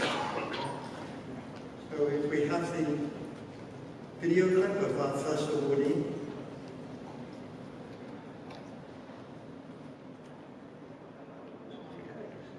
IHR has been answered 2 questions. What will I regard as my contribution to my field, and what advice I would give to early career researchers? Thinking of how to answer the first question, I started wondering what exactly is my field. Is my field the domain of technical knowledge that I've been exploring over the years, or is it the area of practice that I spent most of my career on, or could it be the larger space of collaboration with like-minded colleagues around the world? And upon reflection, I concluded that what defines my field is a combination of these 3. I spent all my professional career in the industry, working the last 40 years for Bethel, an engineering construction company, and at the same time trying to keep connected with the academia, serving as a adjunct professor at Stanford University. After finishing my PhD, I started working on hydraulic problems in support of the design and permitting of large infrastructure projects and unrelated environmental studies. And at that time, every problem that was given to me looked to me as a potential research topic. But then, very quickly, I learned that advancing the schedule constraints in the industry don't allow the luxury of researching every problem that you come across. So, at the same time, the industry was expecting solid answers, especially for issues related to safety. So I started thinking, how can I benefit from the work of those who do research on these problems, these type of problems, but the products of the work have not yet come to the industry. And at that time, of course, I realized that there is quite a gap between research and practice. So, thinking of ways to bridge that gap, one of the things that I found very helpful was to invite colleagues from the academia or from research organizations to join in some special projects that require basically their expertise. And this way, I could benefit from the findings of their more recent research. Also, working side by side with them in learned societies and associations like IAHR helped better understand each other and share ideas about the challenges that we face, and also think about problems that require more research and, of course, questions that are waiting for answers. A challenge that I faced working in a private corporation was to constantly having to explain to management the value of keeping up with the findings of research and trying to bring these products of research into practice. You know, technical excellence is essential for providing engineering services to critical infrastructure, but this requires a culture of quality and of keeping up with research development in all technical areas. So, championing technical excellence in the private industry and supporting efforts to bridge the gap between research and practice is what I consider as my contribution to my field. Now, my name is Young C. Kim. Pause there just for a moment. So, with these video clips of some of our most senior and experienced members, these will be posted, as we've done in the last two World Congresses, on the IAHR webpage. And I would just like to acknowledge the actual citation from the Council that this award is given to Andros Fendakakis for his lifetime contributions to the field of groundwater hydraulics and environmental issues. So during his entire time in Bechtel, he continued to publish. And in recognition for his leadership of IAHR contributions to the UN Sustainable Development Goals as our point of contact, his editorship of HydroLink, and for his outstanding service over many decades to IAHR technical committees, the Council, and most recently as Vice President. Dr. Fendakakis.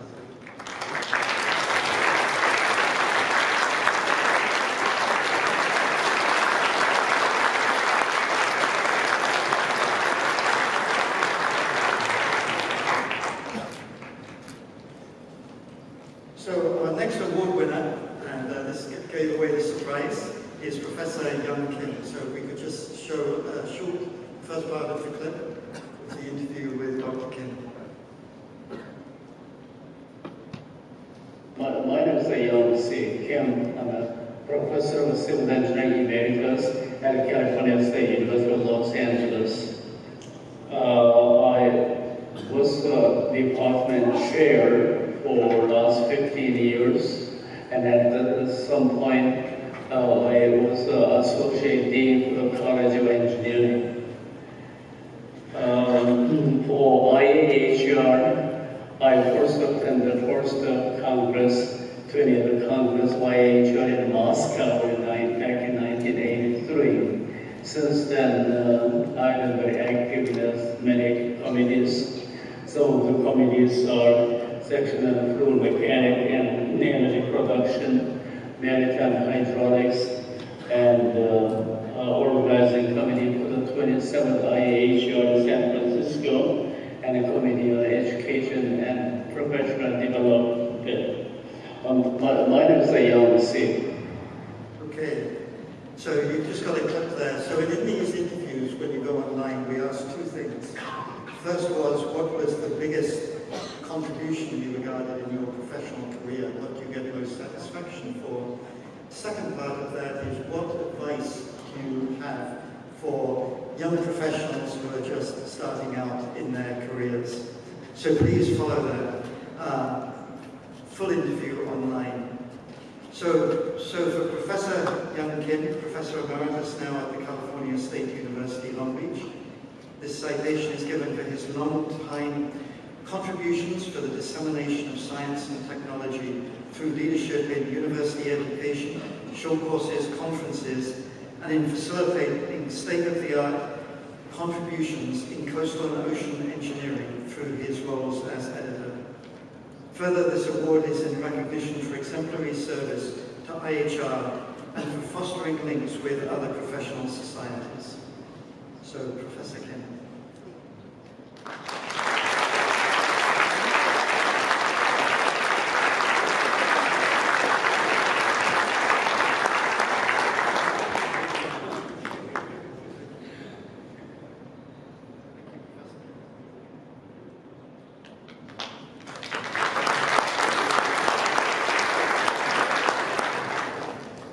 And the third award goes to Professor Arthur Mainet, now Professor Emeritus at IAHR Dia Institute for Water Education. If we could just show the introductory clip from Professor. My background is in classical hydrodynamics, both at Delft University of Technology and at MIT. So I became acquainted with the legacy of IAHR through Professor Schuma and Professor Arthur. My first project was on the design of the eastern scale storm surge barrier. If you ask me about my contributions to the field, I could see two. First, the combination of the hydrosciences with the field of computer science, and my second would be to engage in environmental applications, later evolving as the field of eco-hydro.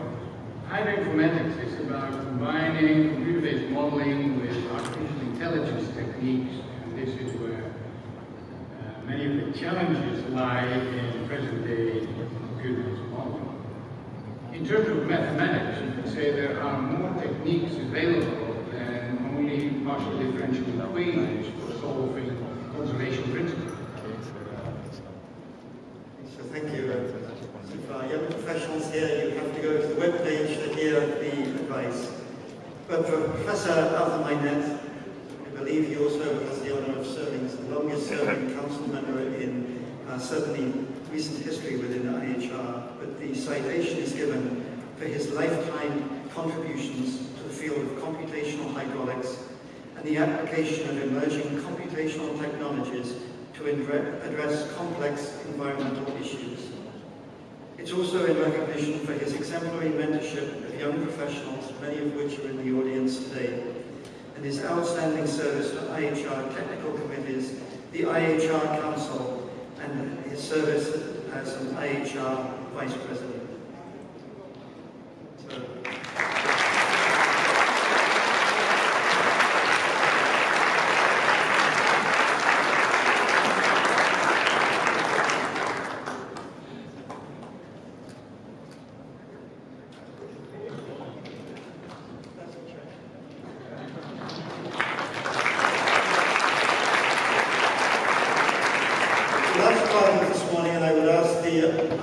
Awardees, along with the students I meant to mention in a moment, if you could come up to the front when we close for lunch, and we will take photographs. The first thing I would like to do with our emphasis on early career professionals, I would like to acknowledge Lawrence Allen, who is here as a result of the J.D. Lawson Scholarship. This scholarship was created after the IHR World Congress in Brisbane and set up an endowed account to have a highly deserving young professional able to visit all of our world congresses. And I think that this is a wonderful model for other regions to follow in the future. So congratulations, Lawrence. The next two awardees are about the revamping of the Kennedy, which is now going to be known as the Kennedy YPN Award. Will Betterman and Sylvia Liebrecht have been working with the Kennedy family to reconstitute this award. This year, as an experiment, every YPN that I mentioned this morning was invited to submit one nomination. The nomination had to highlight activities of their YPN, their personal research career, and a rationale of their motivation to participate in the World Congress. All of these listed YPN activities will be captured on the IHR webpage. The Vice Presidents then did the heavy lifting of reviewing every one of these applications and selecting up to 3 from each regional division. And then for each region, young professionals, people from our YPN network, were able to vote for their favorite nominee. So this year in 2019, I'm delighted that these awards have gone to Siddharth Sishan, who's with the Baden-Württemberg YPN in Germany, if you'd like to come up, and Rosa Camila Tumana Mendoza, who is from UTEC YPN in Peru. So they're going to come up and have their awards. Please come up, and then they're going to give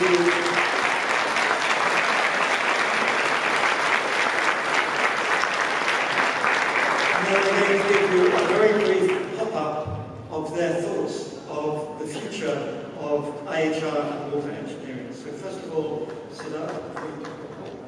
Congratulations.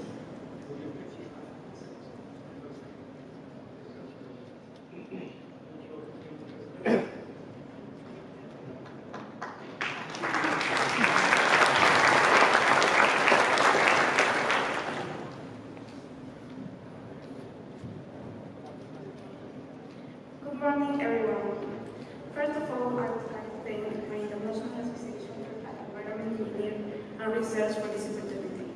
This Congress represents a significant step to achieve my goals. More than 20 years after Kennedy's death, his colleagues, the innovative students he mentored, and others are still grateful for the way he shaped their lives on the earth. I don't think I'm the most qualified person to talk about Jack Kennedy, because I personally didn't meet him. But I'm lucky enough to meet people who did, such as my advisor.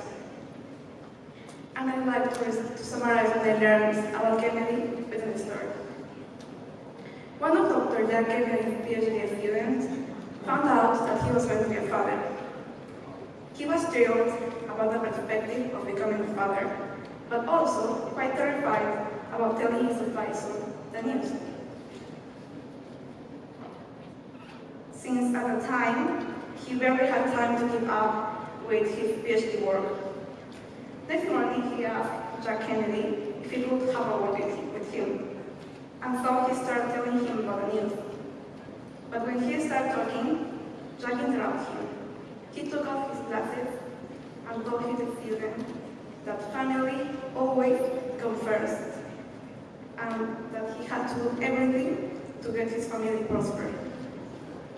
With this story, I'd like to point out that Dr. Jack Kennedy's commitment to young researchers wasn't just transmitted in science, also in his personality and character, which made him even more memorable. And most importantly, Kennedy wanted to form more than young researchers.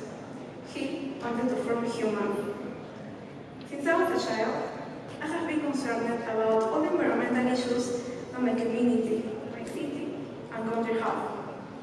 From the petroleum spillage in the Peruvian Amazonia to the garbage mismanagement that ends up in the rivers and oceans. I couldn't understand why almost nobody seemed to care. And until now, sometimes, I'm still wondering why environmental conservation is not a priority for all of us. Personally, I have been passionate about research for a while, and in all this time, I could realize that for me, doing research does not necessarily mean discover something important or understand a complex theory. It also means to communicate the findings to everyone in a way they can understand and be as involved as I am in the topic. In this sense, we don't do research for personal reasons. We do research to benefit other people. From the authorities, who have the power to take actions that will affect our environment, to a common citizen who wants to collaborate to achieve the main goal, sustainability. In simple words, my main motivation for doing research is to expand knowledge, to increase people awareness. I'm far from achieving this goal, but I can say that I am making progress.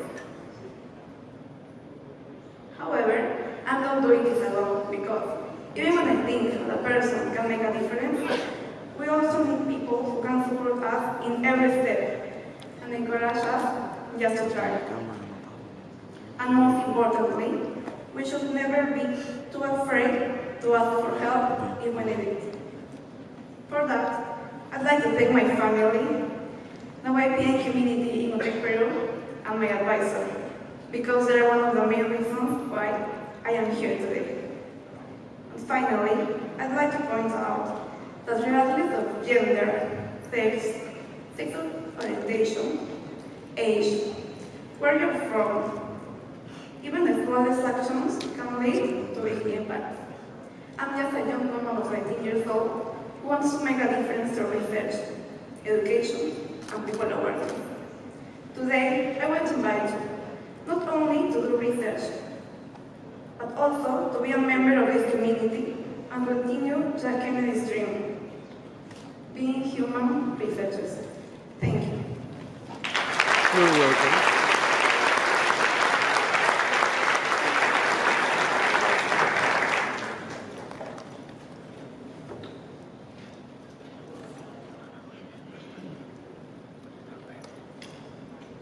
Thank you, President Goodwin, Board, and respected members of the Council, fellow members of IAHR, fellow YPN members, professors, colleagues, fellow students, ladies and gentlemen. My name is Siddharth Seshan, a YPN member from IAHR Baden-Württemberg in Stuttgart, Germany. I'm currently pursuing my master's degree in Water Resources Engineering and Management and an international master's program in the University of Stuttgart. I've been a member of the YPN there for the past 2 years, and I've had the opportunity to serve as the president of the YPN's committee as well. I was awarded this year's newly modified IAHR Kennedy YPN Award for the region of Europe. It is indeed a great honor for me to be here, and I'm absolutely thrilled to be in Panama City, first time for me in this region of the world. I'm very excited to be involved in this journey and learning experience through the coming week, and I'm looking forward to interacting with as many of you. I would like to express my gratitude to the members of the IAHR Council, especially Rob Ettema, who has been responsible and directly involved all these years on the award. The Madrid office, particularly Elsa Encio, for ensuring the smooth execution of the new strategy of the awarding process. Specifically, I would like to thank Professor Sylvie Wiebrich, Dr. Stefan Haun, and the folks in the Department of Hydraulic Engineering and Water Resources Management in the University of Stuttgart for your constant mentoring and counsel, and for certainly allowing me to bother you day in and day out with a variety of questions. And not to forget, I would like to thank and give a big shout out to the members of my YPN and IAHR Baden-Württemberg for their constant support and belief in me. But without them, I would certainly not be able to hear this speech. Last but not the least, I would like to express my sincere gratitude and thanks to the Kennedy family for their support for the award this year and for their support all these years in enabling students and young professionals' dreams, just like mine, to attend the prestigious IAHR Congress. The late Professor John F. Kennedy, who was involved in over 250 publications, his election to the National Academy of Engineering at a young age of 39 and a prolific career spanning 25 years as the director of the Iowa Institute of Hydraulic Research. His research work and efforts have benefited countless of individuals from various generations that followed it. With the plethora of colleagues and graduate students that he has mentored, still grateful for his support and for the way he has shaped their careers. Upon reading up on the internet on Professor Kennedy, someone who I have come to greatly admire myself, I found a nice tribute that was written in his honor by the University of Notre Dame, where he was an alumnus from. In the tribute, they had mentioned a famous quote from Sir Isaac Newton to sum up Professor Kennedy's life's work. The quote goes, "If I have seen further, it is by standing on the shoulder of giants." Professor John F. Kennedy is himself one of those giants, a true legend, with one of his foremost concerns throughout his career being the promotion of students' research. I am indeed greatly honored and grateful to be given the opportunity to be someone who can stand on such a giant's shoulder.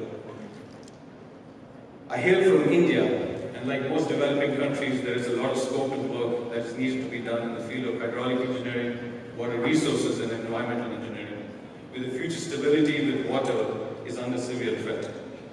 It is my hope and aspiration to learn and imbibe from such an opportunity that is definitely a life-changing moment that would enable me to shape my career moving forward, as well as potentially be able to be involved in finding sustainable solutions to such problems through the collaboration of research in institutions and its application in the governmental and industrial sector.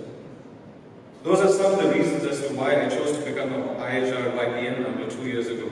The level of networking that we are exposed to, the magnitude of knowledge that we can gain, the research work that we are introduced to, are some of the great benefits of our membership. And not to forget, the various opportunities we ourselves as YPNs have access to on projects and causes that many from our generation believe strongly in.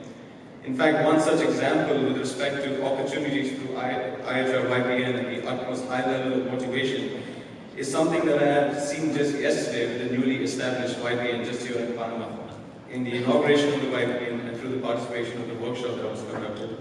So first of all, I would like to take this opportunity to congratulate the new YPN in Panama, and I think we all deserve to give them a big round of applause for their just for being part of the IAHR family.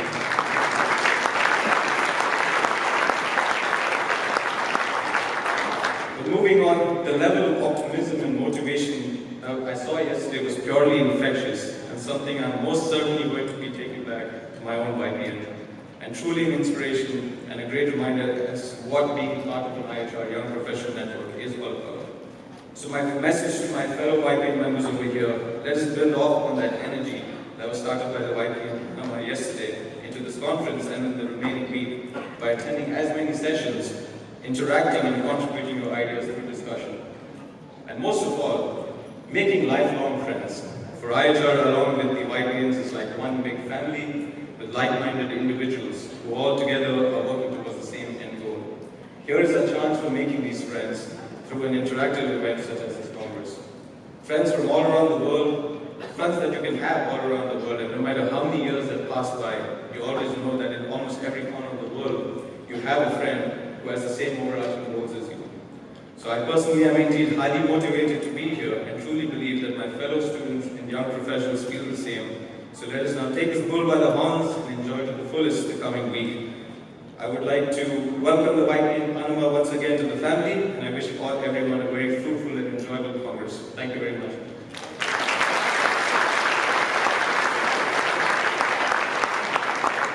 Well, thank you, Siddharth and Rosa. I think the future is in very good hands. So this brings to the end of the closing session. I'd just like to reiterate, for those of you who are interested in the global forum, bring your ideas, 6th floor, 6th room, so almost directly above here. I'm not sure if there's any logistics announcements. If not, we'll head out for lunch, but I would like to thank Vice President Carlos Vargas, Lucas, and the entire organizing committee for hosting us once more. And it's just a wonderful week of activities that they've put on for us. So I look forward to interacting with you during the week. And please remember, expand your network while you're here. So lunch.